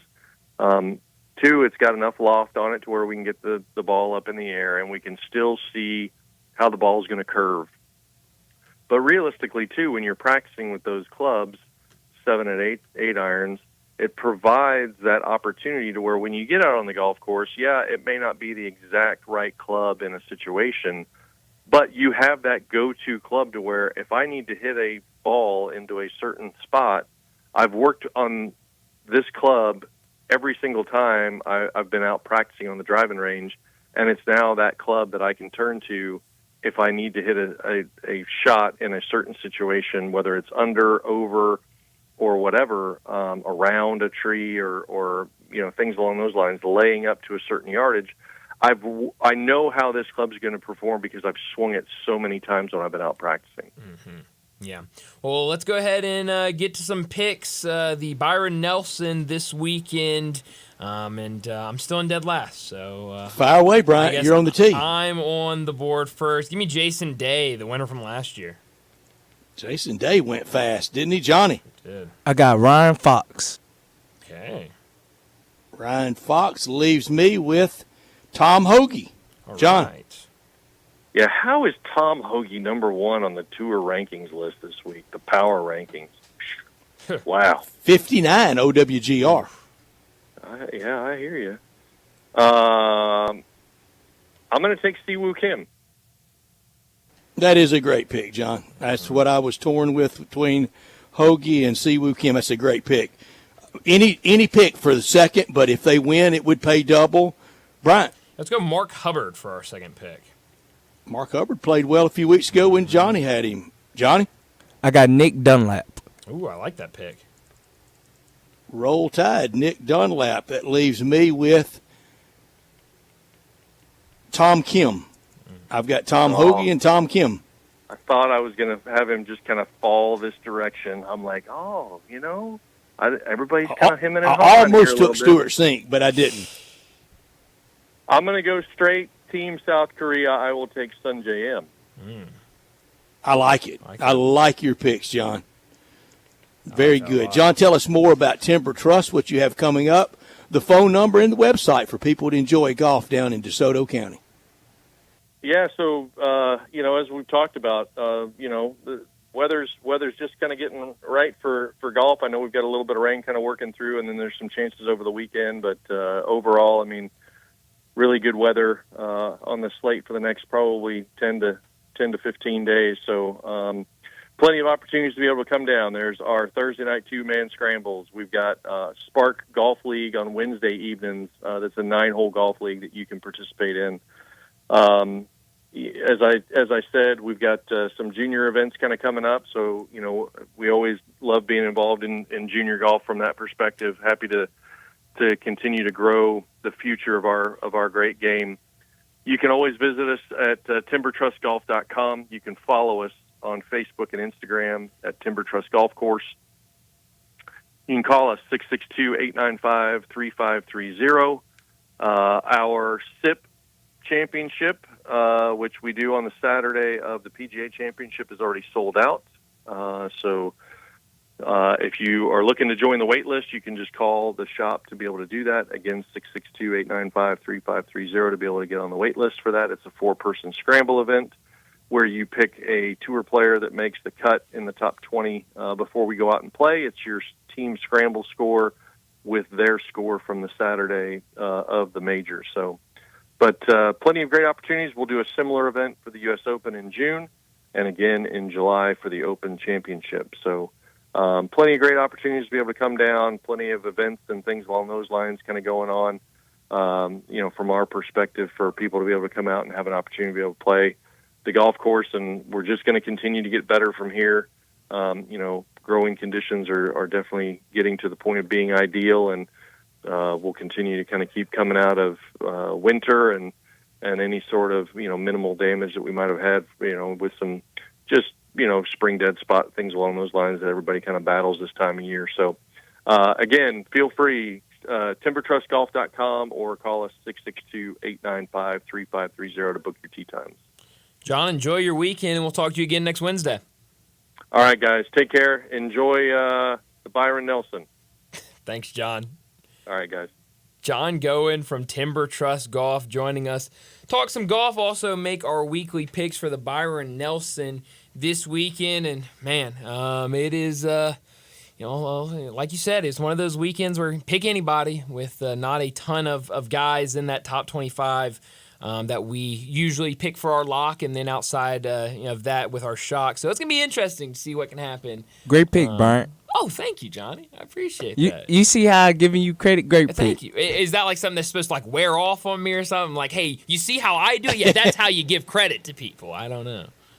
John had the picks, though. Yeah, he did. He did real good. I like his team. I like his team as well. I think some interesting guys we get, and I think very interesting, Jordan Spieth, in an area that he's familiar with. Nobody picks him. Tom Hoagie played college golf at TCU.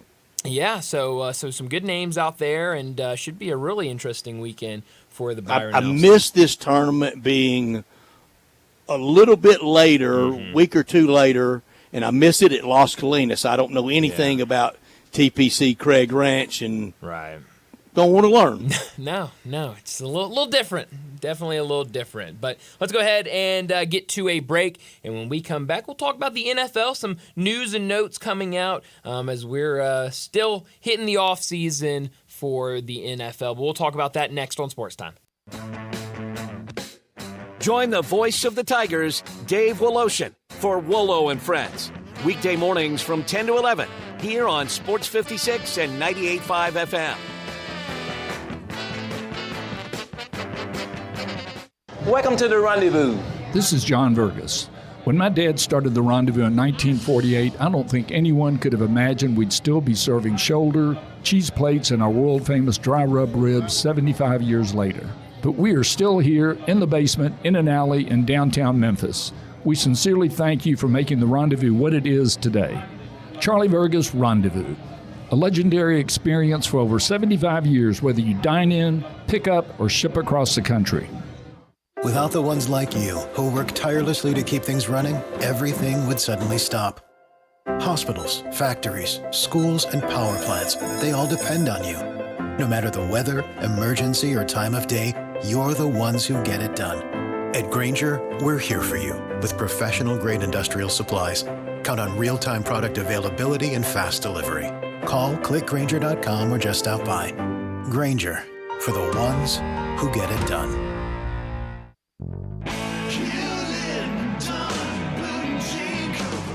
Hewlett & Dunn Boot and Clothing Company, we have it all. From handmade Amish leather belts, fine and casual clothing, boots, casual boots, work boots, fancy boots, and even safety-toed boots. Lots of cowboy hats to choose from, even Nebo lights, good-looking duck head dress shirts, duck head caps, shorts, and pants. Tons of jeans from Ariat, Wrangler, Devil Dog, and Kimes Ranch jeans. At Hewlett & Dunn, we have a great selection of Old South t-shirts and caps. Fine clothing from dress to casual to Sunday best. Enjoy choosing from UFO's orthopedic-approved shoes. Hewlett & Dunn Boot and Clothing Company. Boots of every size, every color, every skin. Great quality Western, work, and safety toe boots. Hewlett & Dunn Boots and Clothing Company. 111 North Center Street, Collierville. Hewlett & Dunn. Hewlett & Dunn, serving you and your family since 1961. Hi, this is Troy Fiveash, owner of Fiveash Roofing. In these uncertain economic times, there are so many things as a contractor and a business owner that I cannot control. The rising cost of materials, not to mention fuel and transportation costs. In the last 2 years, shingle prices have almost doubled and commercial materials have doubled. And I don't have to tell you what fuel costs these days. But you know what I can control? How much markup I put on a project. I have always prided myself in knowing I never gouge a customer. But in an effort to ensure my crews have work and my customers are being treated fairly, I have lowered my profit margin, hoping to give you a price you can live with and keeping my crews busy. So if you need a roof or gutters, please give us a call. Fiveash Roofing, fair, honest, and ethical. Fiveash Roofing, a proud sponsor of Tiger Athletics and a member of the Tigers home team. 367-0050 or memphisroofer.com. 367-0050 or memphisroofer.com. Fiveash Roofing, it's what we do. We're here for you. Tyler from Wendy's here. The best part of Wendy's new Cinnabon Pull-Apart is every part. Unlike mornings, which have no good parts, until now. Because with Wendy's new breakfast Cinnabon Pull-Apart, mornings finally don't completely suck. And now that mornings have warm cinnamon sugar rolled dough and ooey gooey frosting, are they the best part of every day? Probably not, but you get the idea. Get to Wendy's today and get the best part in every bite with the new Cinnabon Pull-Apart. At participating U.S. Wendy's, Cinnabon is a registered trademark of Cinnabon Franchisor SPV, LLC. Brian Elder's Roofing Solutions. It's silly season in the life of your roof. I'm Brian Elder, 867-0303. The weather can be unpredictable, and I'm ready to get more life out of your roof with our award-winning Owens Corning repair team. We're the repair guys the other repair guys call when they can't find the problem. Leaks become black mold when ignored. That's why when you call me, I start my inspection in the attic. Is it time for a beautiful new roof? 867-0303. I'll measure your roof from outer space and get you an estimate right over the phone. The best warranty in the business, including a warranty against ice dams. The only roofer in Memphis to offer a warranty against water intrusion due to snow buildup. Ask about military and first responder discounts. 901-867-0303 or BrianElderRoofing.com. Call 867-0303. Brian Elder's Roofing Solutions. Sports 56 traffic. Good afternoon. It's already heavy over here. We've had several accidents already. 240 East up by Poplar. Again, give yourself extra time over here for the rest of the afternoon because it's now timing out where we had those crashes. Now rush hour traffic is making its way over on this side of town, and boy is it here on 240 East. Again, trying to get between Poplar and Walnut Grove as it increases with that volume out of Midtown on 240 South over here at South Parkway. 24/7 reliable crane and rigging services here in Memphis. Tomahawk Crane and Rigging. Check them out at tomahawkcrane.com. I'm Commander Chuck with your on-time traffic. Now back to Sports Time on Sports 56 and 98.5 FM. Here once again are Brett Norsworthy and Bryant Dacus.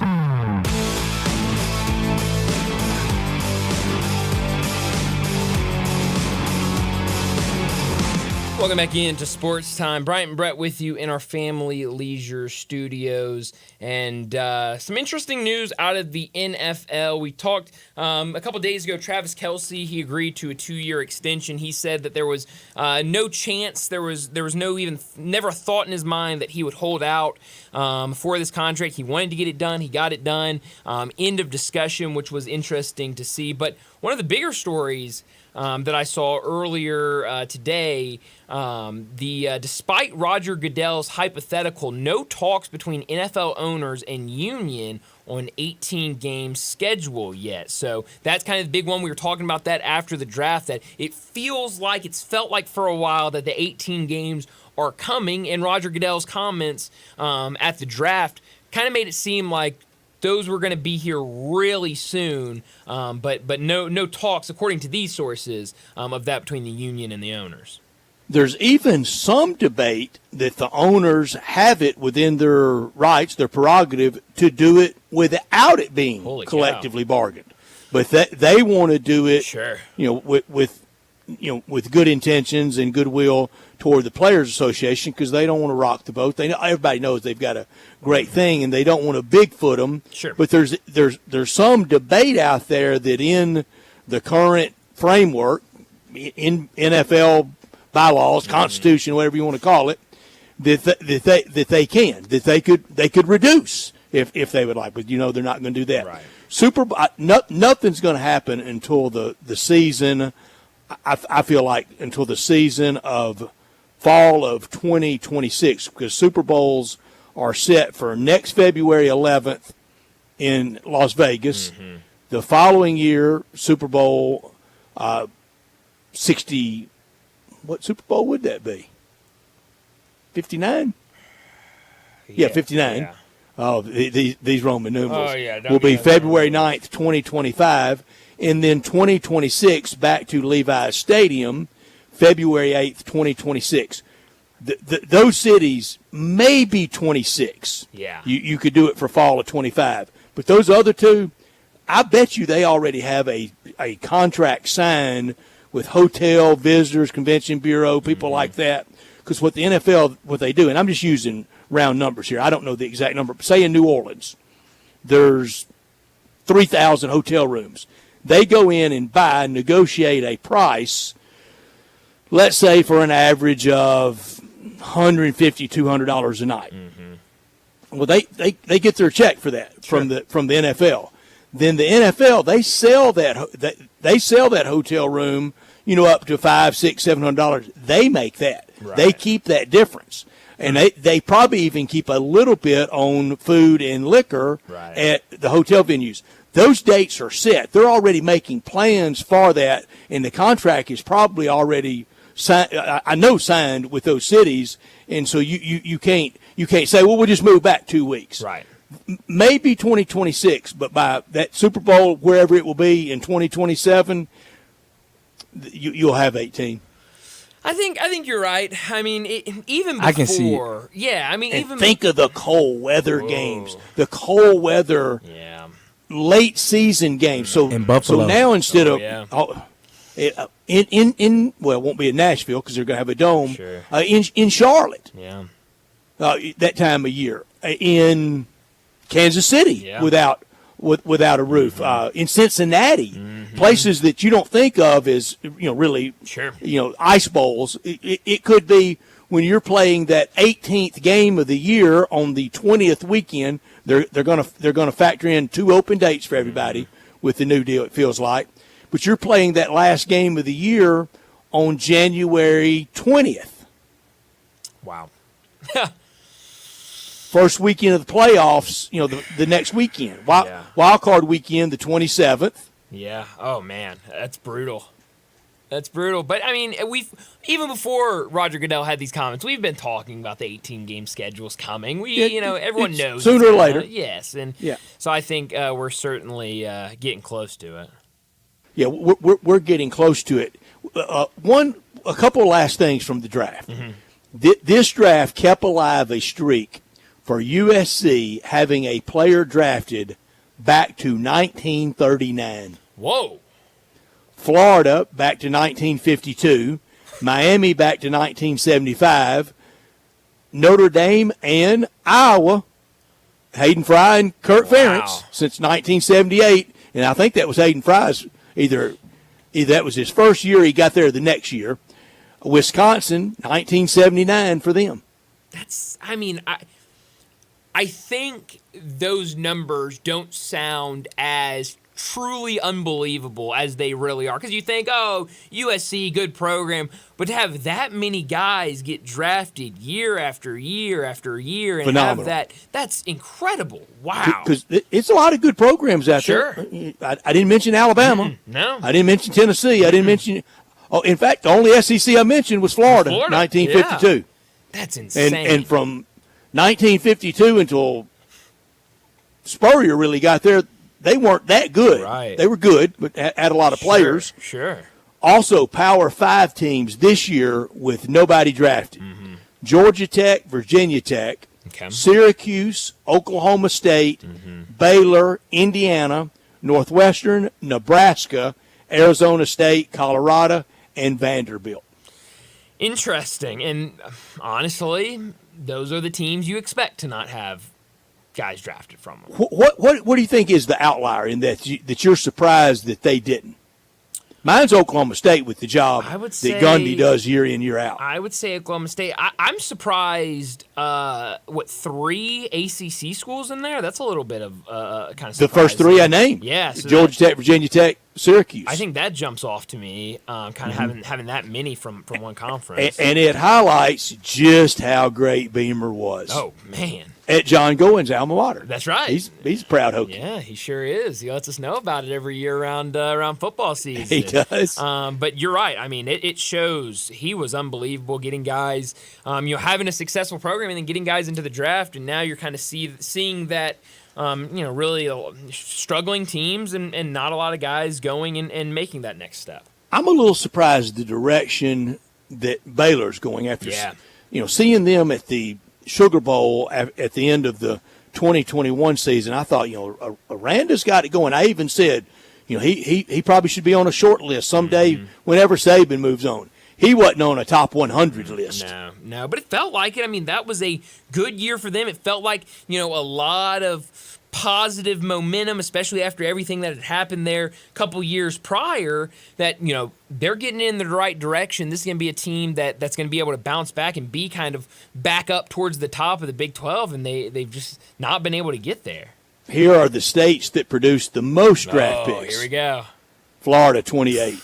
Texas, 24. Yeah. Georgia, 23. Wow. California, 18. What do you expect? I mean, only one that didn't surprise me. I thought Ohio would be there. It's going to take a minute to get to them. Then at 12, Louisiana. Interesting. And always good. Then a group of 5 with 10 players taken. Alabama in the group, Maryland. Wow. And I talked about that the other day with Max Chadwick. Who were we talking about? And Max Chadwick. That's who we were talking with. And how that area is really growing. North Carolina, New Jersey, Ohio. Wow. It's population. It's numbers. Yeah, it sure is. It sure is. And, that's kind of what you expect from all those places. And certainly from the top, those states, you expect a lot of guys coming out of those states. New Jersey is just raw numbers because it's not growing. No, not at all. And Alabama it's not growing exponentially, and it's not that big. It's that important to them. Oh, absolutely. I had a tough time convincing a friend of mine a long time ago just how much it matters to them what Friday night means in the state of Alabama. Oh, yeah, it's huge. It's huge. And I think you kind of get lost in that because I think everyone thinks, Texas, when it comes to high school football, that's Texas. And Friday Night Lights. And so you kind of forget about all the other states, but certainly massive in Alabama. Little surprised that Pennsylvania is not on this list. Yeah, I mean, after so much success from the state of Pennsylvania and plenty of good players still coming out of it, but yeah, that is surprising. That's a good catch. And the value of Western PA. Yeah, absolutely. And, cradle of quarterbacks, cradle of every position group you can think of. Ohio makes sense. It means that much to them. Sure. And it's that big. It is. It's huge. And, you always see a lot of guys coming out of that state, and so that doesn't surprise me in the slightest. I expect that. It makes some of the SEC jobs more understandable of why they're pretty tough nuts to crack jobs. Yeah. South Carolina's not on there, and they've got Clemson sitting there. Exactly. I mean, you've got that other big-time program right there, and now you're having to try to try to at least split all the top prospects from your home state. That's difficult. I think Mississippi had 9 players, but Kentucky and Arkansas, they don't produce a lot of players, and Kentucky's got a lot of years split with Louisville. Yeah, absolutely. So. Missouri not on here, no. but Drinkwitz may be he may be closing the Kansas City St. Louis gap on some of the Big Ten poachers. It feels like it. I mean, he's in there with all those top guys and having a lot of they're success collective. with them. Sure, yeah, and that's big. Maybe time the best collective of any state going. Yeah, and that state legislature that says once you sign that you can start making that NIL, kind of enticing those guys to stay home and go to one of those programs. And they don't have to split with anybody. There's Right. no other football playing. I mean, Arkansas does have Arkansas State. Sure. So, I mean, yeah, and you look around, I mean, a lot of these southern states have other programs that they're having to fight out and fight with, and certainly Mississippi, obviously Mississippi State and Ole Miss makes it very difficult, and Southern Miss, absolutely. So, it's definitely hard in the South, but Missouri has a pretty good hold on it. I want to bring this up real quick while we're on the NFL topic before we get to a break. We mentioned earlier this week kind of the switch up in the pregame shows. Matt Ryan going to be on CBS this year with their pregame show. Jason Kelsey kind of flew under the radar, but he'll be on the Monday Night Football Countdown after his retirement last year. How do you think he fits in that group and on that set? I think he'll be great. One thing that I want him to do, I know the image. I understand it. Sure. Don't always think you have to be class clown. It doesn't have to be that all the time. You can go off script and really just talk football. Yeah, and I think he's great talking football. I do too. Mean, he's awesome. But you're right. He always wants to revert back to that kind of class clown party animal vibe. It's what I said about Les Miles at LSU. He started laughing at his own jokes. Yes.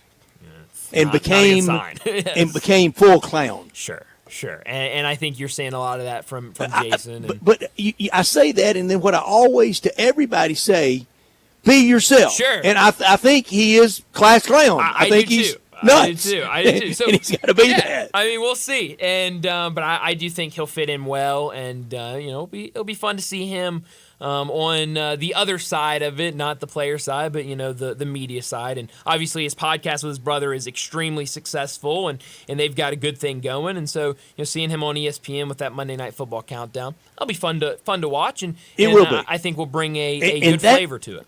And that's the one I get to watch the most until December.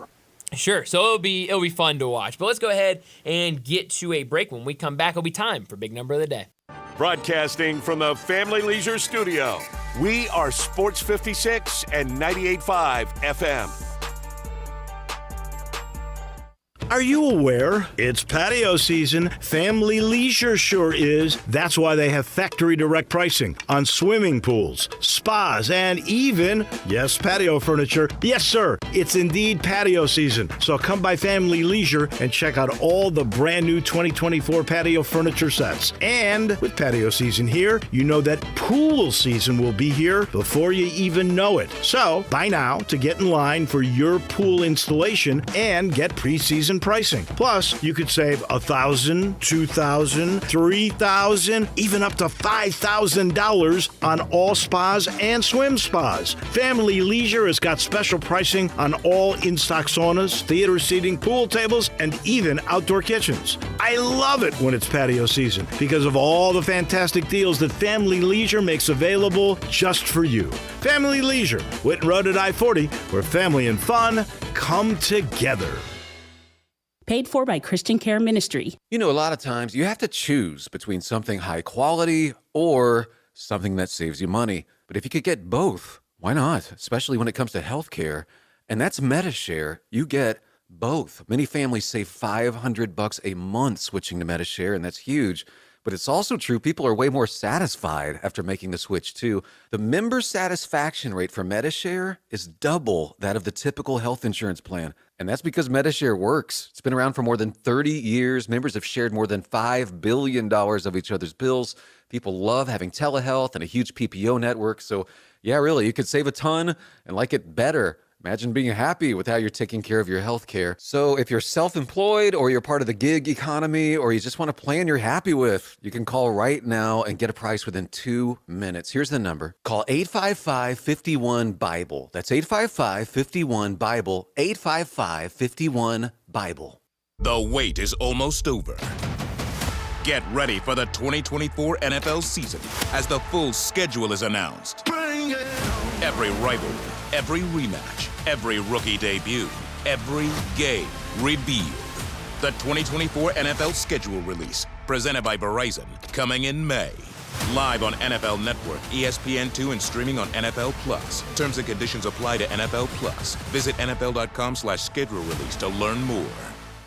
Yo, Mark, long time no see. You still down at Dyer's? Man, I'm not down at Dyer's. I'm out at Collierville Historic Town Square. When'd you move out there? We've been out there for about 13 years. We've got the shops, the park, we got the train the kids like to play on. You still cooking those burgers the old-fashioned way? Man, we're still flattening out those hamburger balls on a slab of marble and skillet frying them the old-fashioned way like they've been doing for 100 years. Dude, you still have those onion rings. Man, they're fantastic. Hand-breaded, served up just right. I loved those milkshakes. Please tell me you're still doing those. Man, we are hand-dipping those shakes, putting them in the old glass in the shake tin, served the old-fashioned way. You got any new items out there I need to know about? We're just doing a lot of gourmet sandwiches. We've got farm-raised catfish straight out of the Delta. We've got some hot tamales from Pasquale's Tamales out of Helena, Arkansas. Man, are they served in the husk? What those guys like to say, they're so good, you'll suck the shuck.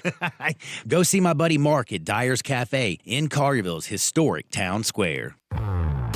Now back to Sports Time on Sports 56 and 98.5 FM. Here once again are Brett Norsworthy and Bryant Dacus.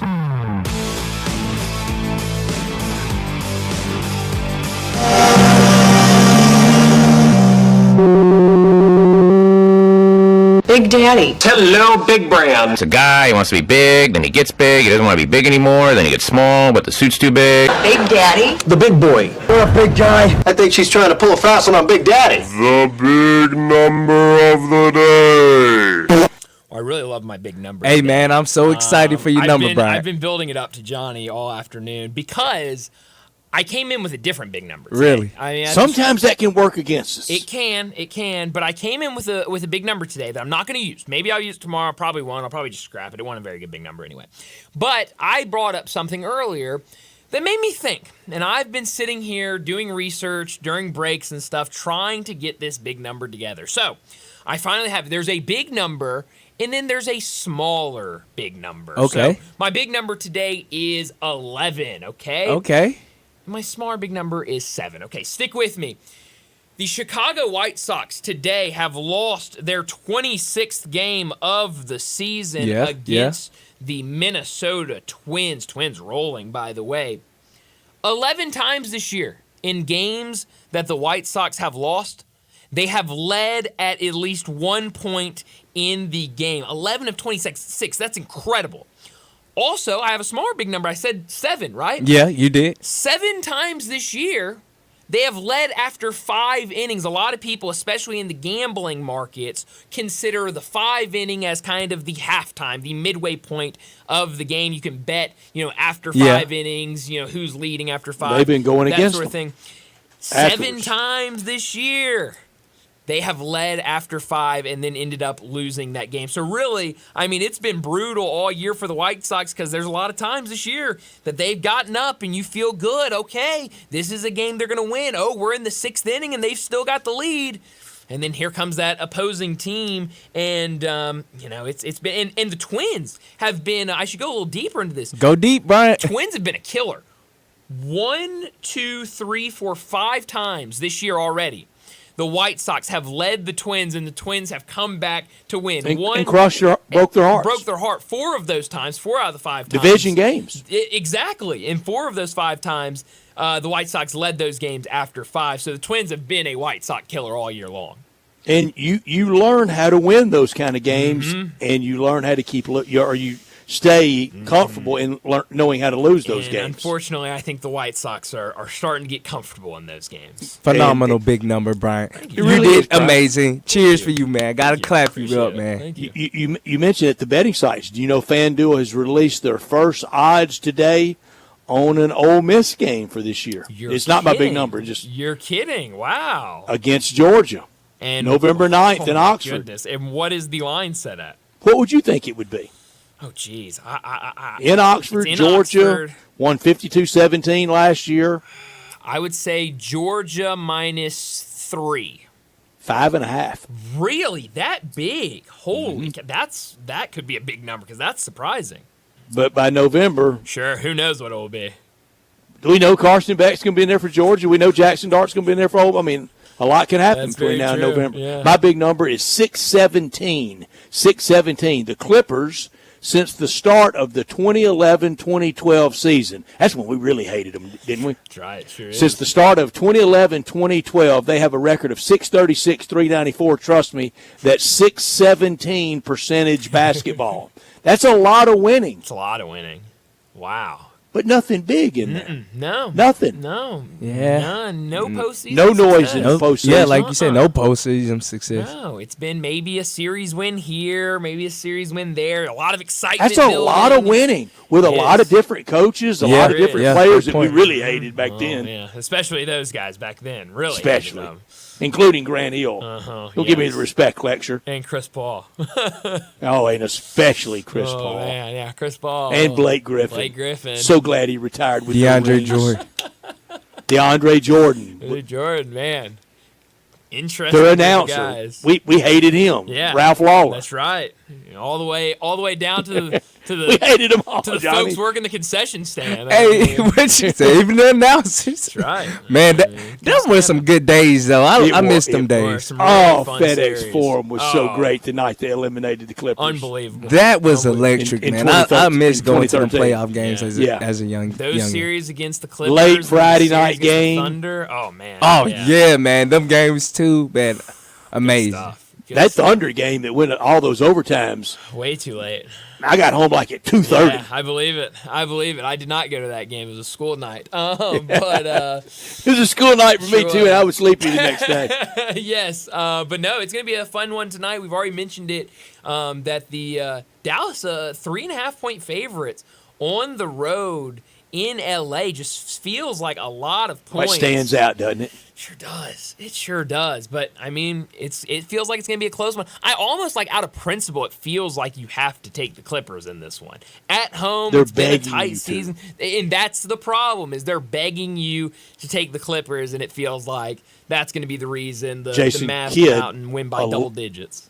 Kid's 11-11 as a head coach in the playoffs with Dallas. Wow. So 500 ball for Jason Kidd as the Mavericks head coach. So why is he favored over anybody on the road then? That's a very good point by you. So we'll have to wait and see tonight. The late night game on TNT, part of that doubleheader, only 2 games going tonight. So we'll see what happens. Kawhi Leonard out for the Clippers. Maybe that's one of the reasons, but he's been out this entire series. I don't know why that would swing it much. But let's go ahead and wrap up our second hour. Get to a break. When we come back, we'll stick to the topic of the NBA because Rob Fisher, he joins us to talk all the action of the NBA playoffs. We'll do that next.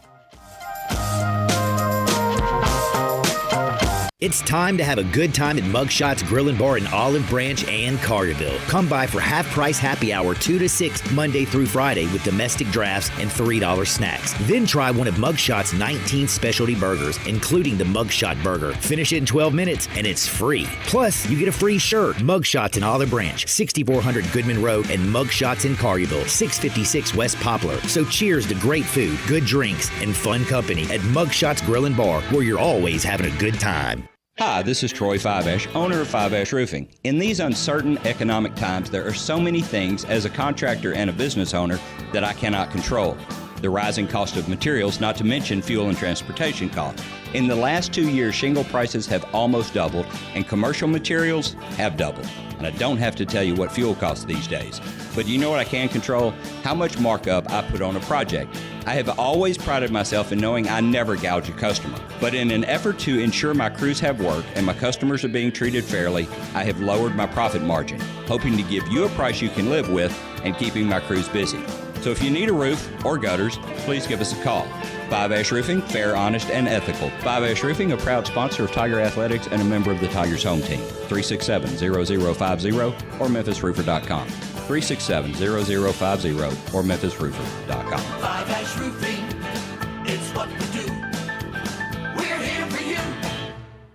This is hard to believe, but the Hyundai Santa Fe is actually better. I know, that's crazy, isn't it? The 2024 Santa Fe is new, top to bottom, and even better than before. It's almost as big as the Palisade, so roomy, and now it's got a standard third row. Everybody's clamoring for that. And it's the best SUV when it comes to the ride than ever before. You know how with SUVs you love it because you're sitting high, but you don't get that luxury kind of ride like a sedan? You do with the 2024 Santa Fe. It's the best riding SUV ever, and it's quiet. It's the ultimate family car. All you've got to do to be sold is to test drive it. The people at Homer Skelton Hyundai are saying, come try it. You'll love it. Homer Skelton Hyundai, right at the corner of Highway 78 and Craft Road. First exit in Mississippi. Go see the ultimate SUV, the 2024 Santa Fe. I'm with John Burgos from the world-famous Rendezvous in the Alley since 1948. Brett, we have catered parties all over this country and all over the world, from Singapore, Australia to Central Park in New York. But many people don't realize how much we do locally. For holiday events, office parties, tailgating, birthday parties, you can't do better than the Rendezvous. For example, you can get a cheese and sausage tray for 15 to 300 people for $3.75 a person. You can even build your own nacho bar for $10.50 per person. All you need is a minimum of 15 people. In many cases, we can arrange delivery and full-service catering. We've even made it easy to get to-go items. You can just park at our front door in the alley, put on your flashes, and we'll get you going ASAP. For all your catering items and prices, go to hogsfly.com, click on menu, and drop down to catering. Thank you, John. The Rendezvous, Mr. Charlie Burgos' Rendezvous in the Alley since 1948 and celebrating its 75th year. Do you know one of the best things you can do for your employees or family's health? Provide Arctic Clear bottled water. Arctic Clear bottled water is your locally owned and operated bottled water provider. Arctic Clear is 100% natural spring water with free delivery and setup, dependable service, and no long-term contracts. What an easy choice. Call Jeff Manus today, 901-382-2363, or visit arctic-clear.com. Arctic Clear bottled water. Call now, 382-2363. That's 382-2363. So you need to sell your house? I have the solution. Call 901-406-1101. That's 901-406-1101. Call my buddy Bill at I Buy Houses. Any house, any area, as is. It's literally as simple as that. Just pick up your phone. Call 901-406-1101. That's 901-406-1101. Call my buddy Bill at I Buy Houses. Guaranteed to close in 5 days. If you need to sell your house fast, call Bill at 901-406-1101. That's Bill at I Buy Houses. Listen Sundays at 11 a.m. to join Idlewild Presbyterian Church for worship. Idlewild is a PCUSA church located in Midtown Memphis. Sports 56 traffic. Good afternoon. They're working this accident in the Midtown area. It's got traffic pretty slow. It's northbound on 240 right at Lamar. Again, this is right in the heart of the Midtown area. Now it's slow between Norris all the way up through the Midtown area there at Lamar because of this crash. It's pretty sluggish over here on 240 East. It has been since we had some wrecks over here earlier trying to get past Poplar on 240 East. Give yourself extra time out here. It's really starting to crank up. Hey, Weimer's Jewelry, 7525 Highway 64 is your Mother's Day headquarters. Shop local this Mother's Day at Weimer's Jewelry. I'm Commander Chuck with your on-time traffic.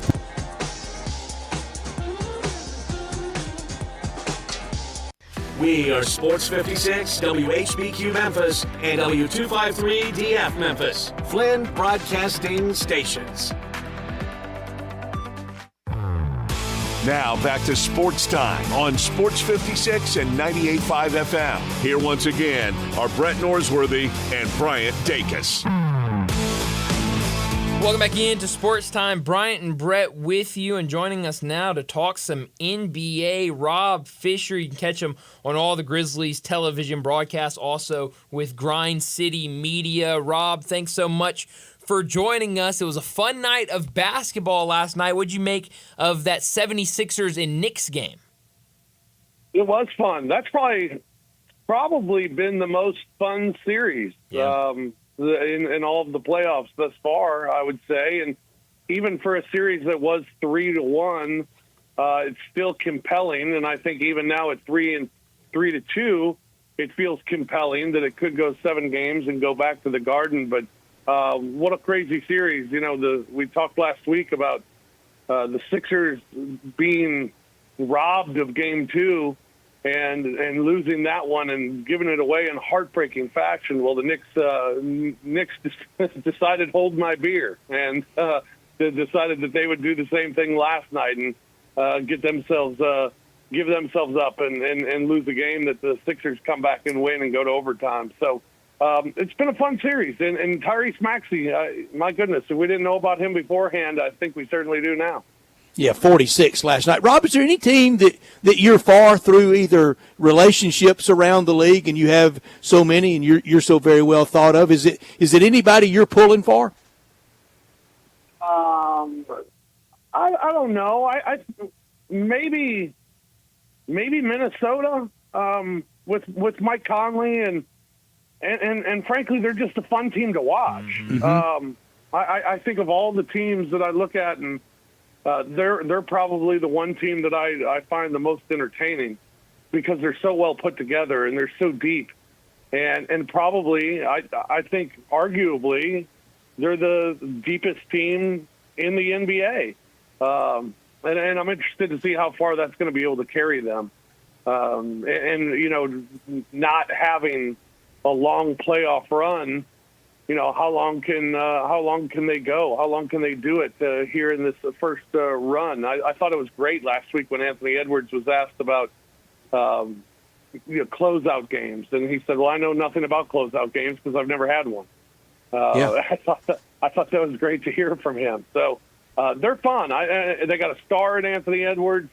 They're a very athletic, probably the most athletic team in the playoffs and the deepest team in the playoffs. I enjoy watching them play. So if I had to pick a team, that's probably the team that I'm most interested in. And I know you like J.B. Bickerstaff a lot, and I'm pulling for them. And I mentioned earlier he's up 3-2. That game last night, largely because of NBA TV, but it was just forgotten. It was played in Nome, Alaska, far as anybody knows, because the other games had so much going on around them. I'm pulling for him. But if he doesn't advance, I think he's out there. Boy, he has really gotten some tough jobs through the years and just can't ever seem to do enough to please everybody. Yeah, it's especially after being up 2-0 and doing it in the fashion that they did with such convincing wins. Last night was a huge win for them, and you're exactly right about it being lost last night. I mean, I didn't watch. And part of that was it being on NBA TV and so many other things being on. The first game starts a half hour before they start, so it kind of gets lost there as well. I'm upset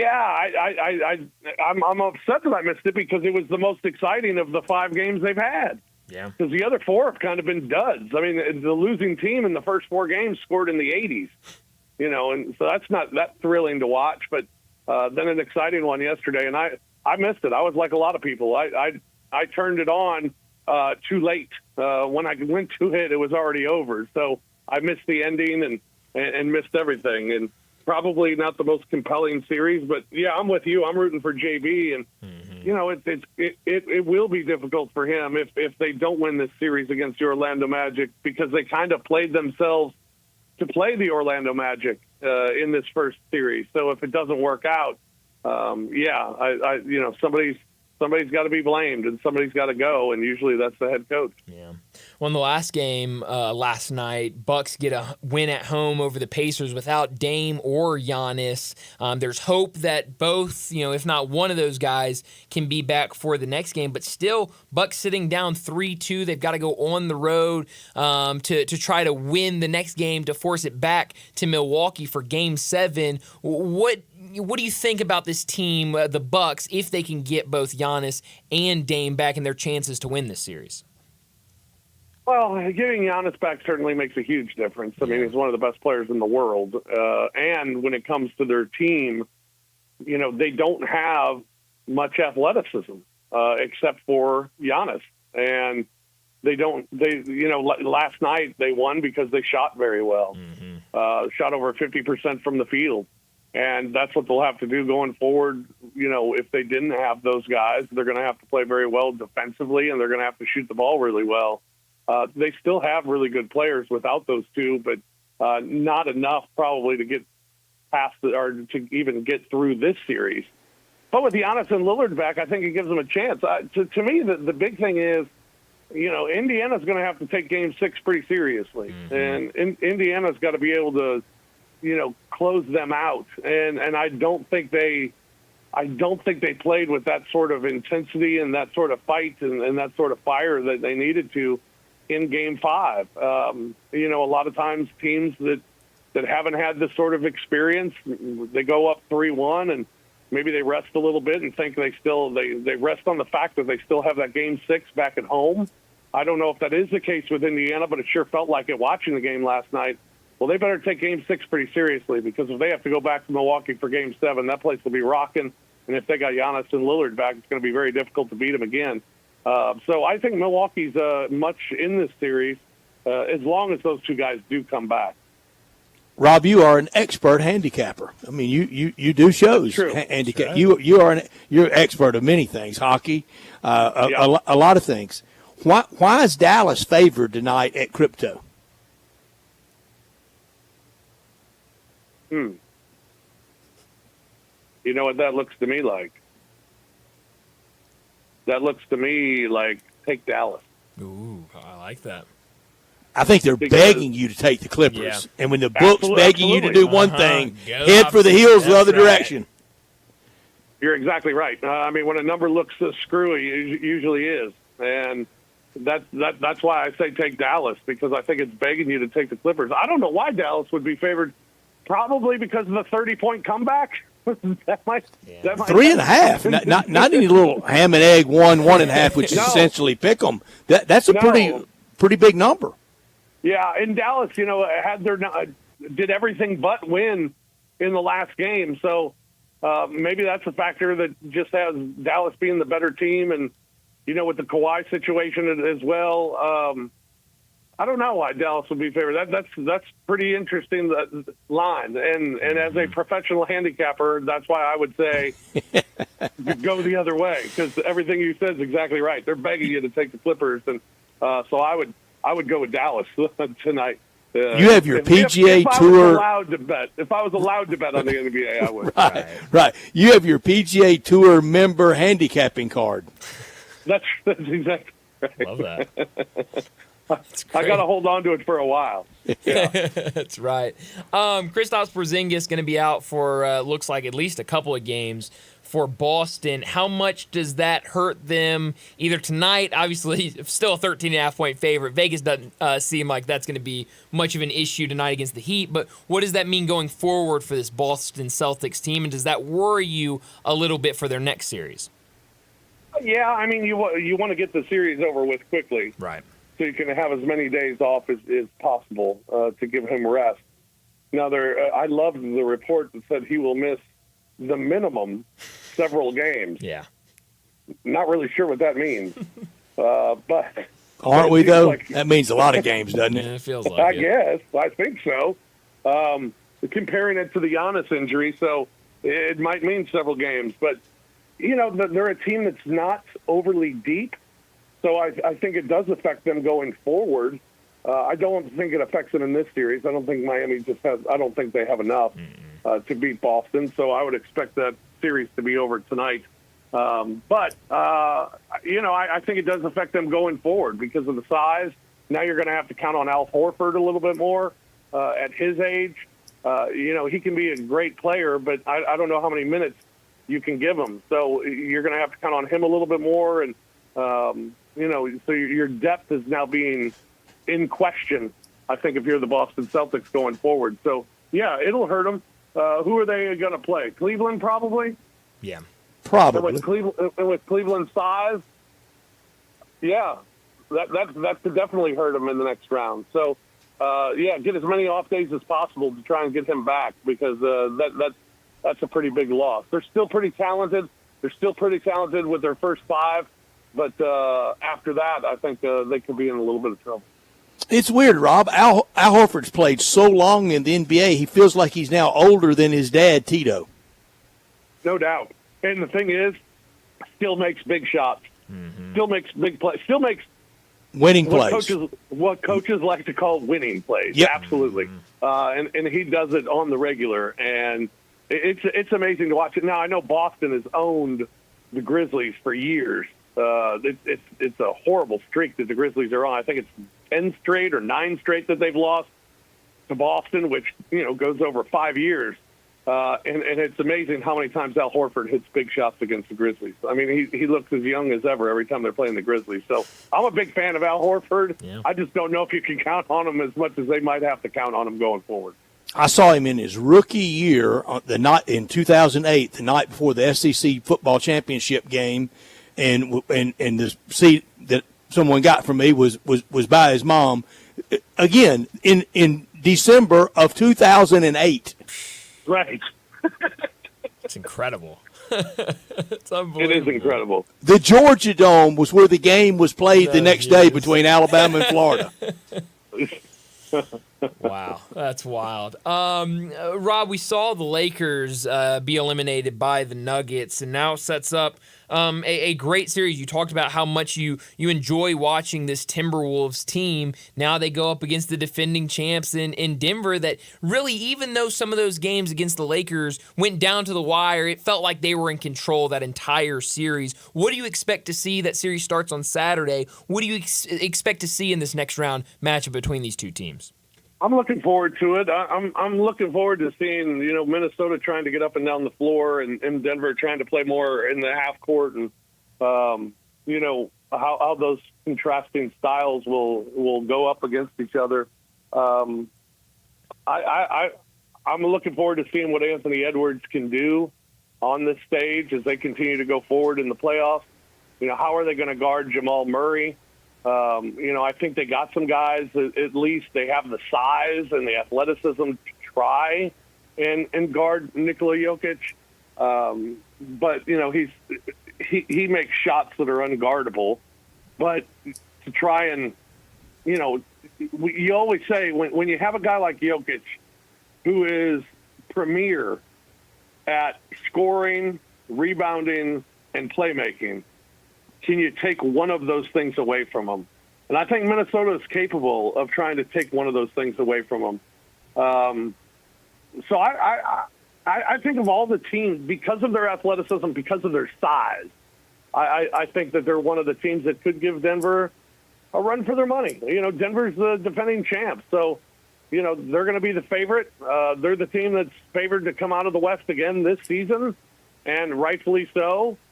You look at these two teams, I think the biggest thing with these two teams is health. They're both very healthy, and that's obviously so important this time of year. You look at the top 3 teams in the West, really, all disposing of their first-round opponents, Oklahoma City, Denver, and Minnesota. They're all healthy, and that's so huge this time of year. So they might be the 3 healthiest teams going forward, and it wouldn't surprise you if, they're going to be 3 of the 4 teams that are left. So wouldn't surprise you if one of those teams does go all the way to the NBA championship because of their health. But I like Minnesota and Denver as the potential winner of the West coming out of that series for sure. Rob, we're in very changing times on how we consume sports, TV carriers, et cetera. New rights fees deals last night. A lot of people in our area with Xfinity got a surprise. Can you easily explain next year how we will watch you in the Grizzlies? No, because I think a lot of things questions need to be answered as far as the national television contracts and then down to the local TV contracts as well. But it starts with the national deal. Once the national deal's done, then, it'll trickle down to what's going to happen on the local front. And I think at this point, we don't necessarily know. I think the news of the agreements with DirecTV and Cox and Charter were all very good news. Unfortunately, the Comcast news came out, but hopefully something can get resolved there because I think it's just good news when that happens. So I don't know. I don't know what's going to happen next year for sure. Stats. It's everybody in every sport. But as long as I got DirecTV, I feel like I'm insulated from it. I'm safe. I know where to find you. Yeah, and I think that the status quo is still a possibility of how we've been doing it and how things have been going. I think that's still on the table. So there might not be any change come next year. So, but I don't know. That stuff's well beyond my pay grade, and I hope everything gets worked out. And we're back at it again. Starting in the fall, we'll be back at it again starting in the fall somewhere, somehow. That's right. I hope it's back with Valley, and it seems to be looking like it's moving in that direction, and hopefully that's going to be the case. And wherever it is, the simple rule: the camera with the red light on top of it. That's the one you look into. That's the one that I look at. Yeah, that's the one I smile at. That's the one my mother says I wink at. Yeah. That's it. That's great. We're talking to Rob Fisher. You can catch him on all the Grizzlies television broadcasts, also Grind City Media. Obviously, off season for the Grizzlies. I know you've been very busy during the season. Have you been able to look at draft any? Is there any guy that you think the Grizzlies should go out and they need to send you to ping pong ball night? I would love that. I don't know. Elliot Perry's done pretty good at ping pong. He sure has. So we need to keep EP going and maybe get lucky again this year. No, Brian. The bottom line is when it comes to the draft, no. I don't look at guys. I don't care. Give us that 44th pick breakdown, please. The powers that be, the people in the organization, they know a lot more than I do. I love that as approach. far as who they're trying to get, who they're trying to. Who they want to get in the draft and what their draft board looks like. I gave up on that years ago when I thought Adam Morrison would be a star in this league, and I thought Steph Curry would be a bust. So what do I know? And Shabazz Muhammad. And Shabazz Muhammad, who I put on the U.S. national team. Yeah. I haven't had much luck in scouting people, so I've given it up and I just let the team do it. And once they make the pick, then I'll tell you how great it was and how I trust them, and we'll go from there. But I don't really get into the draft. I don't watch enough college basketball to know these players, and frankly, I'm not one to be able to watch college basketball and say that guy will be a good pro. I'm just not. I think it's very difficult, and I think the people that do those jobs, I trust them a lot more than I would trust me. That is true. Rob, do you remember my love affair with T.J. Leaf? Mm-hmm. Mm-hmm. It was sad, wasn't it? Oh, man. We missed on a few over these years. Yeah, we really have. Rob Bright and I were talking right before the top of the hour break. We were talking about the Clippers and rivalry with them. Mm-hmm. I don't think anything can top Zebo's floater late in the game to eliminate San Antonio in 2011. But I swear, one of the fun nights ever in playoffs in Memphis sports history, anything for me, was the night to defeat the Clippers on a Friday night in 2013. And I know the song wasn't, but that was the night the chant of Whoop That Trick was born at FedEx Forum to beat them on that Friday night and to eliminate Chris Paul. Do you have a favorite playoff win? I bet yours might have been on the road with Shane's jumper, the first playoff win. Yeah, Shane's jumper was one. Gasol hitting the three from the corner in Los Angeles to send that to a Game 7. The series the Grizzlies actually lost, but that was a great win. Eliminating the Clippers, that was about as good as it got. Zebo smacking his ass and guys getting thrown out of the game, and it was great. Matt Barnes kicking the trash can, and Zebo wrestling with Blake Griffin. I mean, that was good stuff because we had such a hatred for the Los Angeles Clippers too at the time, and rivalries are born in the playoffs, and that one was born in the playoffs and born in the regular season. And Doc Rivers once said it's going to be a rivalry until all the players and all the coaches are gone, and they are. And it's kind of died down a little bit since then, but certainly look forward to getting back to the playoffs and seeing teams to develop those rivalries again. Yeah. Me too. I told Brian, I said at that time, the Clipper sports hate, we even hated their announcer. Oh, man, hated him. Ralph Lawler. And then Lawler's Law. I even started doing Fisher's Law. That's great. Ralph had first to 100 wins the game, and that's the law. And I just started doing, all right, first to 110 wins. That's the law. Because it changed. It did. Yeah. That win against the Clippers, the night Whoop That Trick was born, and I mean it was thunderous. I mean you could. I was in seats and I was sitting with my oldest nephew, and I'm screaming at him. What are they saying? What are they saying? And all I could hear back from him, he goes, "You won't get it. You won't understand." I'll never forget. I was standing by the Grizzlies bench, ready to do a walk-off interview in that game. And it was in the closing seconds, and Rebecca Harlow was working for TNT that night, and she was standing next to me, and she looked over at me, and she just said, "Are they saying whoop that trick?" Yes, they are. Yes, they are. And I just started laughing. I said, "That's exactly what they're saying. Yep, you got it." And we mean it in a fun sports connotation. Save the text of everything else, because it was fun, and that's where it was born, and that was a fun night, Rob. The Grizzlies next year, absence will make the heart grow so much fonder. Grizzlies back in the playoffs next year, the place will rock like Oklahoma City's been rocking. No doubt. And I mean, there have been just some moments during the playoffs where you miss it and you hate not being there. And seeing the crowd in Minnesota, they've been great through this postseason.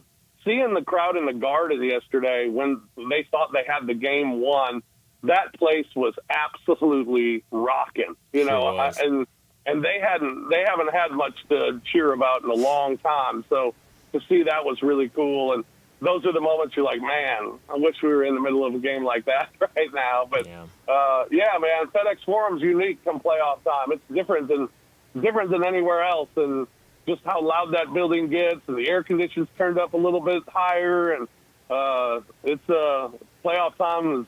There's nothing like it. And I can't wait to get back. Yeah, absolutely. Well, Rob, enjoy these games coming up. Enjoy the weekend, and we'll talk to you again next Wednesday.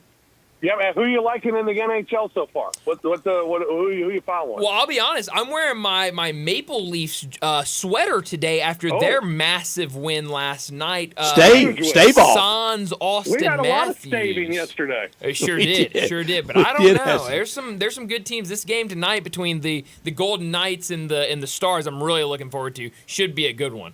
And our Predators. That's right. And our Preds battling staving last night, so that was good. And I'm loving watching Edmonton. They might be the most fun team just because Connor McDavid's unbelievable, and they got other great talent on that team too. So I've been watching them a lot. I've watched a lot of NHL playoffs, almost more than some of the NBA. There haven't been that many compelling series, I don't think, in the NBA to this point. And I think we've had more compelling series so far in the NHL. But both have been fun to watch. But I've watched a little bit more NHL, I think. Yeah, Stanley Cup playoffs, it's a different animal, and you're right, it's been fun. But I'm with you. Edmonton, I think, is going to win it all. They're Rob, so much fun. How many NHL sweaters, jerseys do you think you have? Oh, not too many. Maybe 4 or 5. Okay, well, Bryant's building a good collection. You're getting there, Bryant. Yeah, I've got 4 right now. So yeah, no, I have a lot of baseball and a lot of NBA. Yeah, and a lot of football too. I don't have as many because the hockey sweaters get pricey. Sure do. You got that right. You can't they're hot. You can't go to that flea market on the way down to Tunica and pick up some hockey sweaters. No, you cannot. And you got some hunker down jerseys too, don't you? Georgia Bulldogs? Yes, I do. Go Dogs. Absolutely. I got a DJ Shockley jersey.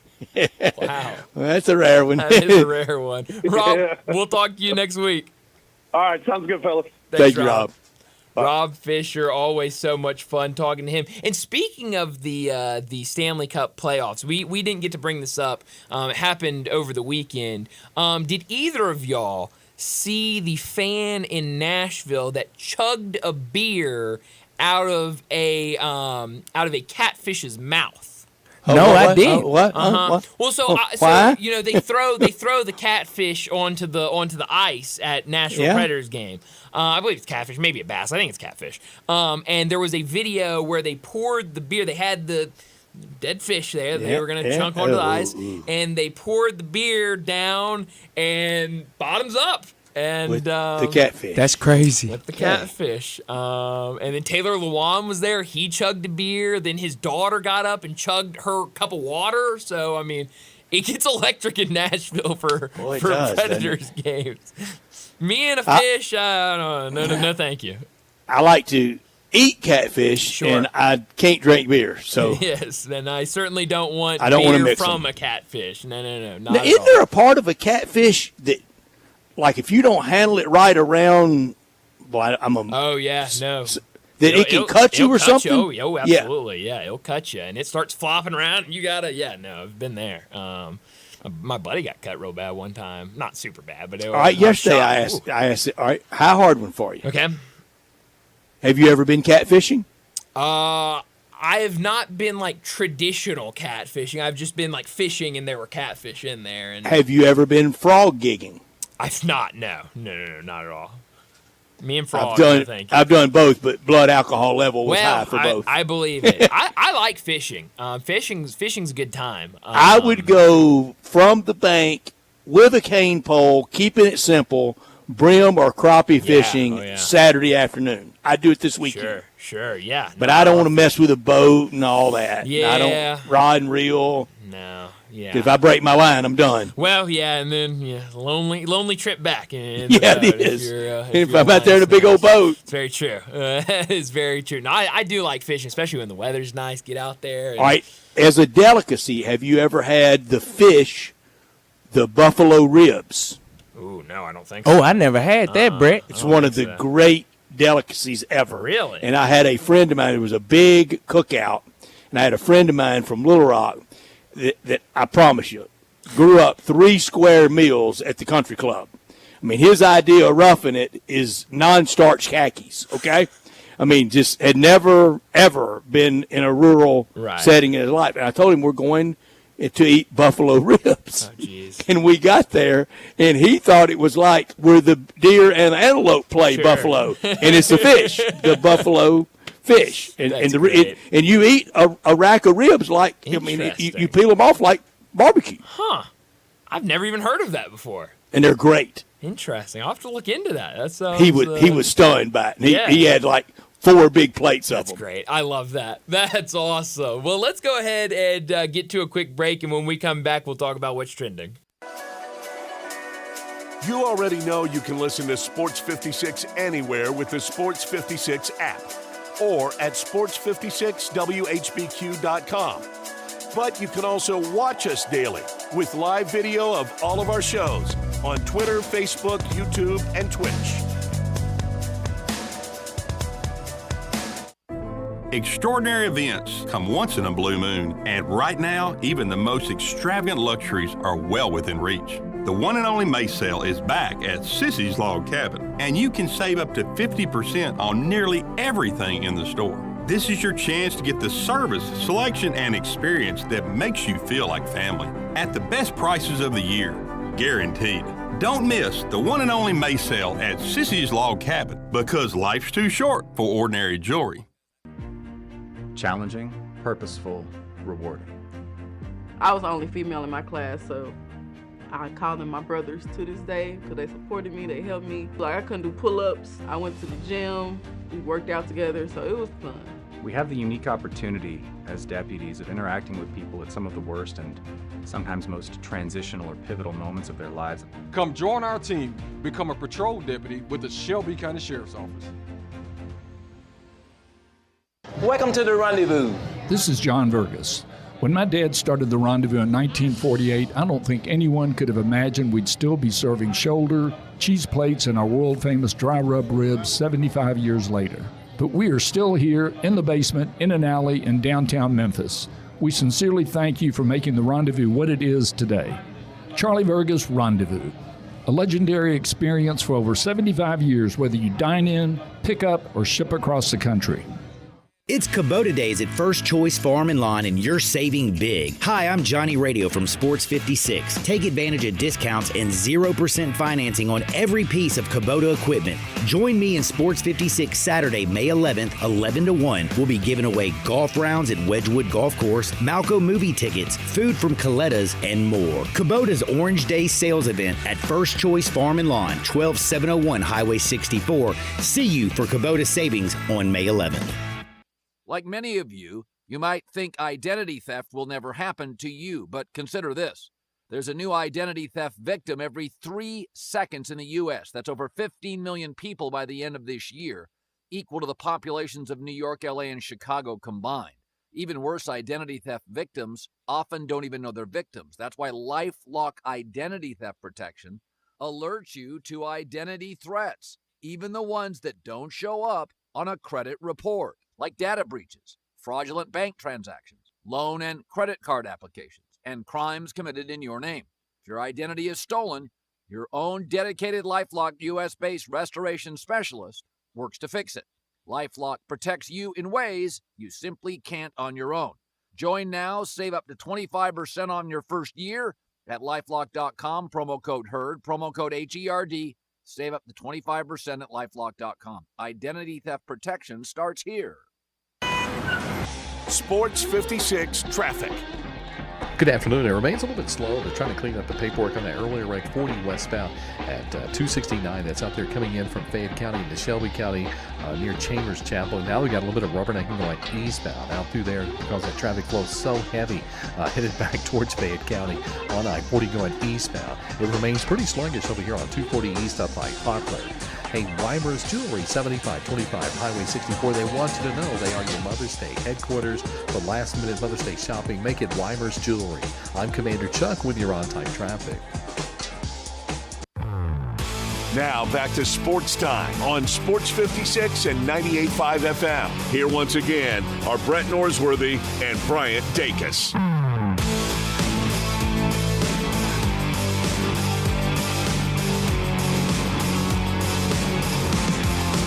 Well, welcome back into Sports Time. Bryant and Brett with you. We got a little bit less than 30 minutes left in today's show. If anybody's tuning in, thought that we would be at Ole Miss pregame by now, that game, if you haven't heard, has been moved to 6:30 first pitch, so we'll have that pregame right when we're done here at 6 o'clock. That game being moved because they're putting that game on, I believe, ESPN2 tonight, so I had to make it work for television, so that'll be going on right here in about 25 minutes or so.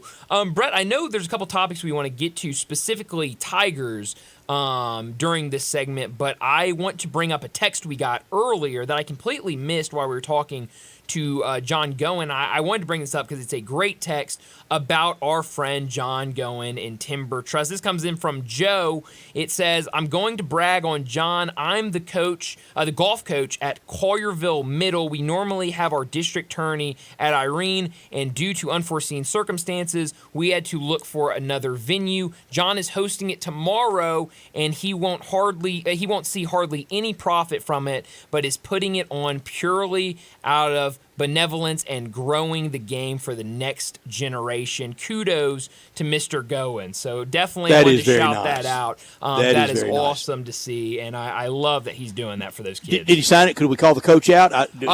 His name's Joe is who it came from. I don't have a last name or anything, but just from Joe. Coach Joe, we appreciate that, and you heard John. I didn't know that came in. I'm sorry, I hadn't checked. And thank you for highlighting it, Bryant. And you heard John talk about how invested they are in junior golf and how much it means to him. And that's always been a mission statement of his, because every golfer, most every golfer comes from having played in some junior golf program. Right. So I know he'll be glad to hear that. Yeah, no, that was awesome. I loved seeing that, and I just had to get it in there. And again, sorry we missed it earlier, but definitely wanted to get that out. I mentioned earlier the news with the Tiger basketball program. Andre Turner going to join the staff. We don't know yet what kind of role, but also it looks like, and now we're getting closer and closer to that deadline, that we're not going to get anything David Jones-wise into the transfer portal. It sounds like now it's either going to be NBA draft, professional route, or back to Memphis. And I think that is definitely big for his chances to returning to Memphis. Do you think the only route is the NBA? Because you said NBA or professional route. Do you think it could also include Europe or somewhere else professionally? Yeah, I mean, it could. I think any time that you're a player, and especially a player like David Jones, who's been in college for a while, this is now his third stop, and so I think there's always that sense of, guys can get tired of the school part of it, and if David Jones, he could go over to Spain or one of these really good, Italy, one of these really good foreign leagues, and I think can make a really good amount of money just because we know how good of a basketball player he is. So, I think the likelihood of that happening though is like 5%. I don't think it's very big, but I do want to just keep it out there. If he got any sign he's being drafted in the second round, he's gone, isn't he? I think so, yeah. Yeah, it should be. Yeah. But I hope he's back for the Tigers for Coach Hardaway and for next year. And like I said yesterday, get off that good start, have something to build on, get excited about, and then finish strong. Yeah, no, absolutely. And so I love what Penny Hardaway's put together. It's actually funny. Last night, David Jones went on Instagram Live and was just hanging out, talking and stuff. And I didn't know this. I'm sure, Brett, I'm sure you were all over this. I'm sure you knew all about it. But now on Instagram Live, you can have up to 4 people on live with you. Used to, especially when I spent a lot of time on Instagram, it was just 2 people. You could go on, you could have somebody else join you on Instagram Live. Now it's full Brady Bunch boxes? Yeah, you can have up to 4 people in there. So last night at one point, and I wasn't in the Instagram Live, but there were a lot of pictures going around, reporting done off of it because of what was going on. But at one point, it was David Jones, Naquan Tomlin, Ashton Hardaway, and Javon Quinterly, all in the same IG Live together. And they were just talking, hanging out, having a good time. But Javon Quinterly said, and this was being reported by Jason Munns, who was watching it and kind of taking some of the things they were saying and putting it out for people that weren't tuned into the IG Live. Javon Quinterly said, with what they're putting together, if you go back, y'all could do something next year. So it looks like a lot of people are seeing what Penny Hardaway is doing with this roster and like it. And certainly, you said it earlier, I think any team that you add David Jones to is instantly a much better team. That's just how good he is. Yeah, he is, and it would give you a viable offensive spark plug production right out of the gate next year. And we know right out of the gate next year, well, latter part of November, Thanksgiving week, that's in Maui against those teams. Brett Yormark, the commissioner of the Big 12, said today that he and the Big 12, they're for the expansion of the NCAA tournament. Yeah.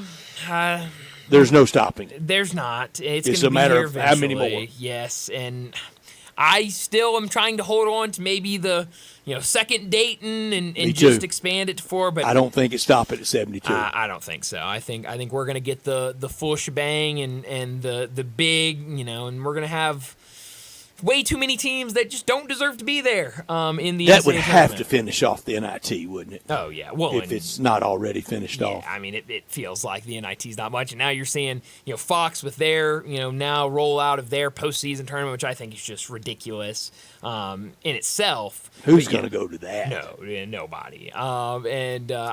Maybe more of a nudge by those conferences of, look, we got a good deal with Fox. You got to go play in that. But, no, I think. And we know who's going to get those bids. You Sure. just alluded to that. Exactly. We know. Yeah. It's not going to be more for the Big Sky. No, it's going to be the Big East and Big Ten Invitational. And SEC. And SEC Invitational. Those are going to be the teams that get the invite. Sankey's going to want next year's 16. He's going to want 12 or 13 of those bids. Sure. And then that's going to, and that's going to turn the NIT, if it's still around, to, the mid-major. It's going to turn it to the CBI. I mean, that's exactly what it's going to be. It is. And it will turn it into the Coaches Protection Act of, I went to the NCAA tournament. Exactly, which is ridiculous. That'll drive me crazy. You know, I mean, I think you can go back every year, and maybe there's a team here or team there that you would say, I think a lot of people would say Indiana State last year should have been in the NCAA tournament. I think they would have done something in the NCAA tournament. Would have been a fun team to watch, certainly. But you cannot go down that list very far of last year teams that really deserve to be in the NCAA tournament. I think you can say that about a lot of years. And so I don't know why, other than obviously the money aspect of it, why anybody would even be in favor for expanding the tournament. So many college football fans and college sports followers follow on Twitter Big Ten Information, college football fan. That site, it's at Genetics 56. We're Sports 56. He's Genetics 56. Yeah. And he's only been right about everything for about the last 3 years. Boy, he's got some information. I just wonder who it is and who his leaks are coming from. But he tweeted out earlier today, odds update for the ACC schools. Not a lot has changed, but some newer intel changes the percentages slightly for a couple of schools as we head into the summer. Clemson, 51% to the Big Ten, 49% SEC. Whoa. Florida State, 80% Big Ten, 20 SEC. I would tell him it's closer to 0 for the SEC. They turned them down once. Georgia Tech, ACC, remain in the ACC, 90%, Big 12, 10%. North Carolina, Chapel Hill, Big Ten, 33%, SEC, 33%, remain in ACC, 33%. Wow. And the same 33 ways for Virginia into Big Ten, SEC, remain in ACC. The U, Big Ten, 10%, Big 12, 45%, remain in ACC, 45%. Wow, that's interesting. Notre Dame, 90 to 99% football independence with scheduling agreement with Big Ten and SEC. Whoa. Take that. Really Holy would be. Cow. So it's kind of 6 gimmies and 3 ACC type games and 3 Big Ten type games and 3 SEC type games. I guess something like that for Notre Dame. That is, that'd be a schedule right there. And all this is good for Memphis. Oh, absolutely, absolutely, yeah. I mean, we got to keep an ACC and Big 12 though. That's right, and that's what when I see some of these I like but the idea of some of these schools going to the Big 12 kind of gets you into that mindset again of you don't want to lose another conference. That would be terrible. So I like Genetics 56. Yeah. I just wish it would all hurry up and happen. Yes, yeah, but hey, Brett, we've seen in the past, it can go from nothing happening to things moving. I don't know how much quickly. time I got left. Well, hurry up and happen. Well, luckily for you, in the past, it's been very quiet, and then just like that, things happening. Just look at what all happened last year, and now we're having a whole conference not be a thing next year. So I think things are going to move very, very fast. But that's interesting stuff when it comes to college football and conferences. Well, let's go ahead and get to our final break of the day. When we come back, we'll wrap up today's show with Taco Bell Crunch Time. Start your day with Sports 56 Mornings with Greg Gaston and Eli Savoy. Weekday mornings from 7 to 10, right here on Sports 56 and 98.5 FM. Don't sweat a swing and miss thanks to insurance tokens from BetMGM. Add an MLB wager to your bet slip and activate your bet insurance token. If your bet with the token applied doesn't hit, you'll get your stake back in bonus bets up to a specified maximum amount. That's another chance to step up to the plate and bet on the action out there on the diamond. Baseball is America's national pastime, and BetMGM's favorite pastime, making the sport even more amazing for fans. Whether you want to bet on a no-run first inning, try a signature bet, or take a home run prop, BetMGM has a loaded lineup for all 9 innings all season long. wrong. Go to your BetMGM account today to claim your bet insurance token and get your stake back in bonus bets if your MLB wager using the token doesn't win. Only at BetMGM, the king of sportsbooks and official sports betting partner of MLB. BetMGM and GameSense remind you to play responsibly. See BetMGM.com for terms. 21 years of age or older. Tennessee only. Existing customer offer. Subject to eligibility requirements. Rewards are non-withdrawable bonus bets that expire in 7 days. Gambling problem? Call or text the Tennessee Red Line at 800-889-9789. Take your basketball shooting and passing skills to new levels at Shoot 360 Memphis. Shoot 360 is a revolutionary basketball training facility that combines cutting-edge science and technology and provides instant objective feedback with actual hands-on, one-on-one expert coaching that will help make you the best basketball player on any court. Shoot 360 is utilized by a diverse range of basketball players from NBA to college, high school to aspiring young talents. All skill levels use the Shoot 360 basketball program to learn proper shooting techniques, improve their fundamentals, and gain a competitive edge. Shoot 360 Memphis will be moving soon to a bigger and more convenient location in Cordova. So sign up with them now before the big move June 1st. Shoot 360 Memphis. Call them today at 901-316-5500. That's 901-316-5500. Or visit them at 85 Market Center Drive in Collierville.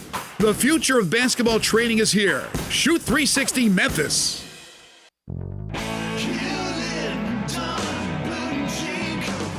Hewlett & Dunn Boot and Clothing Company, we have it all. From handmade Amish leather belts, fine and casual clothing, boots, casual boots, work boots, fancy boots, and even safety-toed boots. Lots of cowboy hats to choose from, even Nebo lights, good-looking duck head dress shirts, duck head caps, shorts, and pants. Tons of jeans from Ariat, Wrangler, Devil Dog, and Kimes Ranch jeans.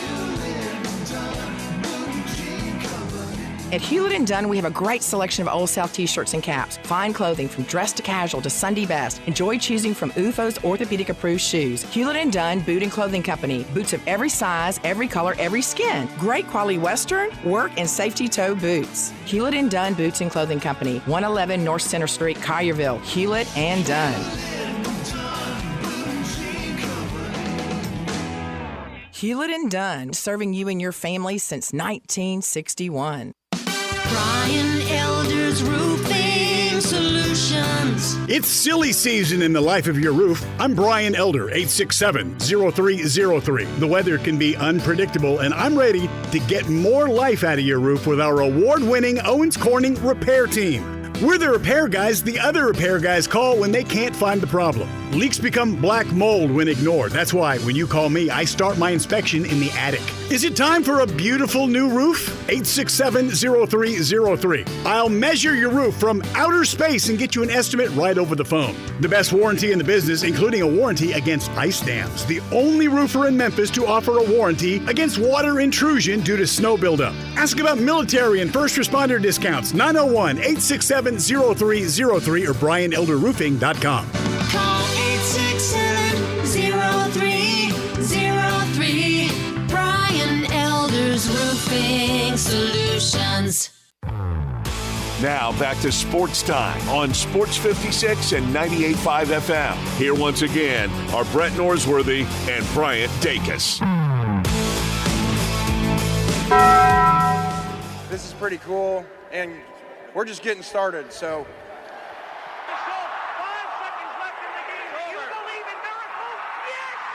Go crazy, folks! Go crazy! This is Geraldo. It is crunch time. You are looking live. In your life have you seen anything like that? Goodbye! Hello, Haskins. It's obviously crunch time. Hammer, nail, coffin. This baby is over. The double steak grilled cheese burrito, so good. Double the steak with nacho cheese sauce, seasoned rice, red strips, sour cream, and the 3-cheese blend wrapped inside a warm flour tortilla, with even more 3-cheese blend grilled on the top. The double steak grilled cheese burrito, it hits the spot now at Taco Bell. And at Taco Bell, when they say they are feeding people's lives with unexpected good, they mean it. Bowl food you can't get anywhere else. Well, what I learned today is last night we had a B delay in the D-backs and Dodgers game. I was actually at Topgolf last night when this was going on, and so we were watching the basketball games, and I'm looking on my phone, I'm scrolling through the scores of Major League Baseball, and I see D-backs game is in a delay. And I was like, what are they in a delay for? Got a roof? They've got a roof. Just close the roof. It's raining. It doesn't make any sense. And so I go onto social media and I start looking, only to find out. And a Stephen King movie broke out. That's right. There are a ton of bees in the ballpark. I'm guessing the Queen tried to take a little break, took a little rest, and everyone just surrounded her, and they were hanging out there, so had to call in the professional. He goes in, gets the queen bee. Of course, all the other bees are going to follow, and they get him out of them, and what do? I mean, the least they could do. That's why they call her the queen. First pitch. That's right. That's why they call him the pitch, or the queen. But, no, it was an interesting how many times did you see that? A bee delay in Major League Baseball. We saw it last night.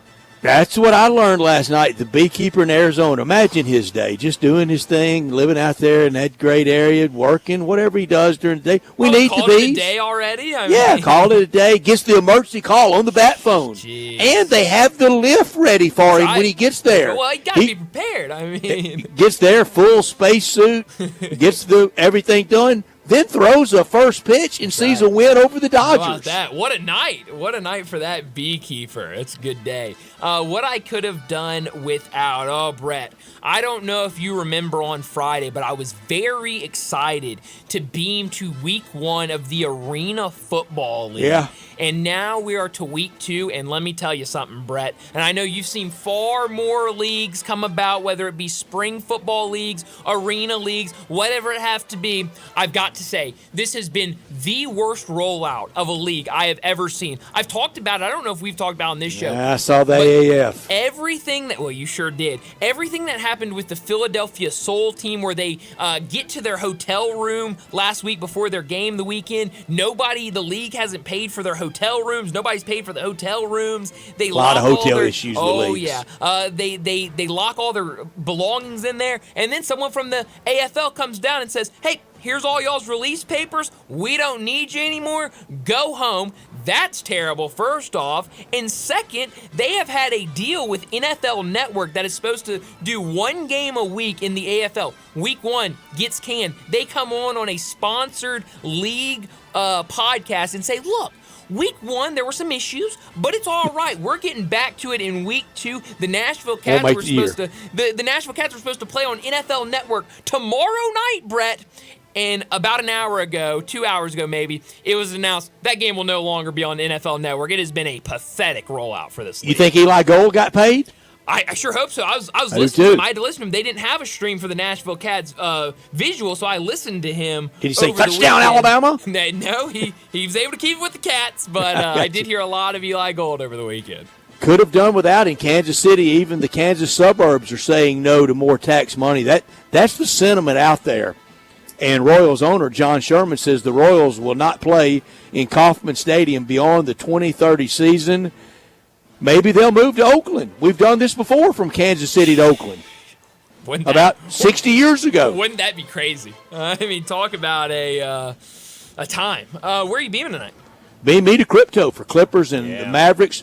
Third time in the last 5 years these two teams have met in the postseason. I said earlier, Jason Kidd, 11-11 as head coach of Dallas in the playoffs. Mavericks favored by 3.5. Yeah, they are favored, which, I think when we talked to Rob earlier, I think you know what to do with the Mavericks being favored. Let's go see some hockey tonight. Beam me to Golden Knights and Stars. This series tied 2-2 right now. It's been back and forth, really fun to watch. Where is that tonight? The game's in Dallas tonight, so should be a lot of fun in the Big D. So we'll see what happens. Maybe Dallas can win one at home tonight. Keeping a close eye tonight on Celtics, heavy favorite over Miami.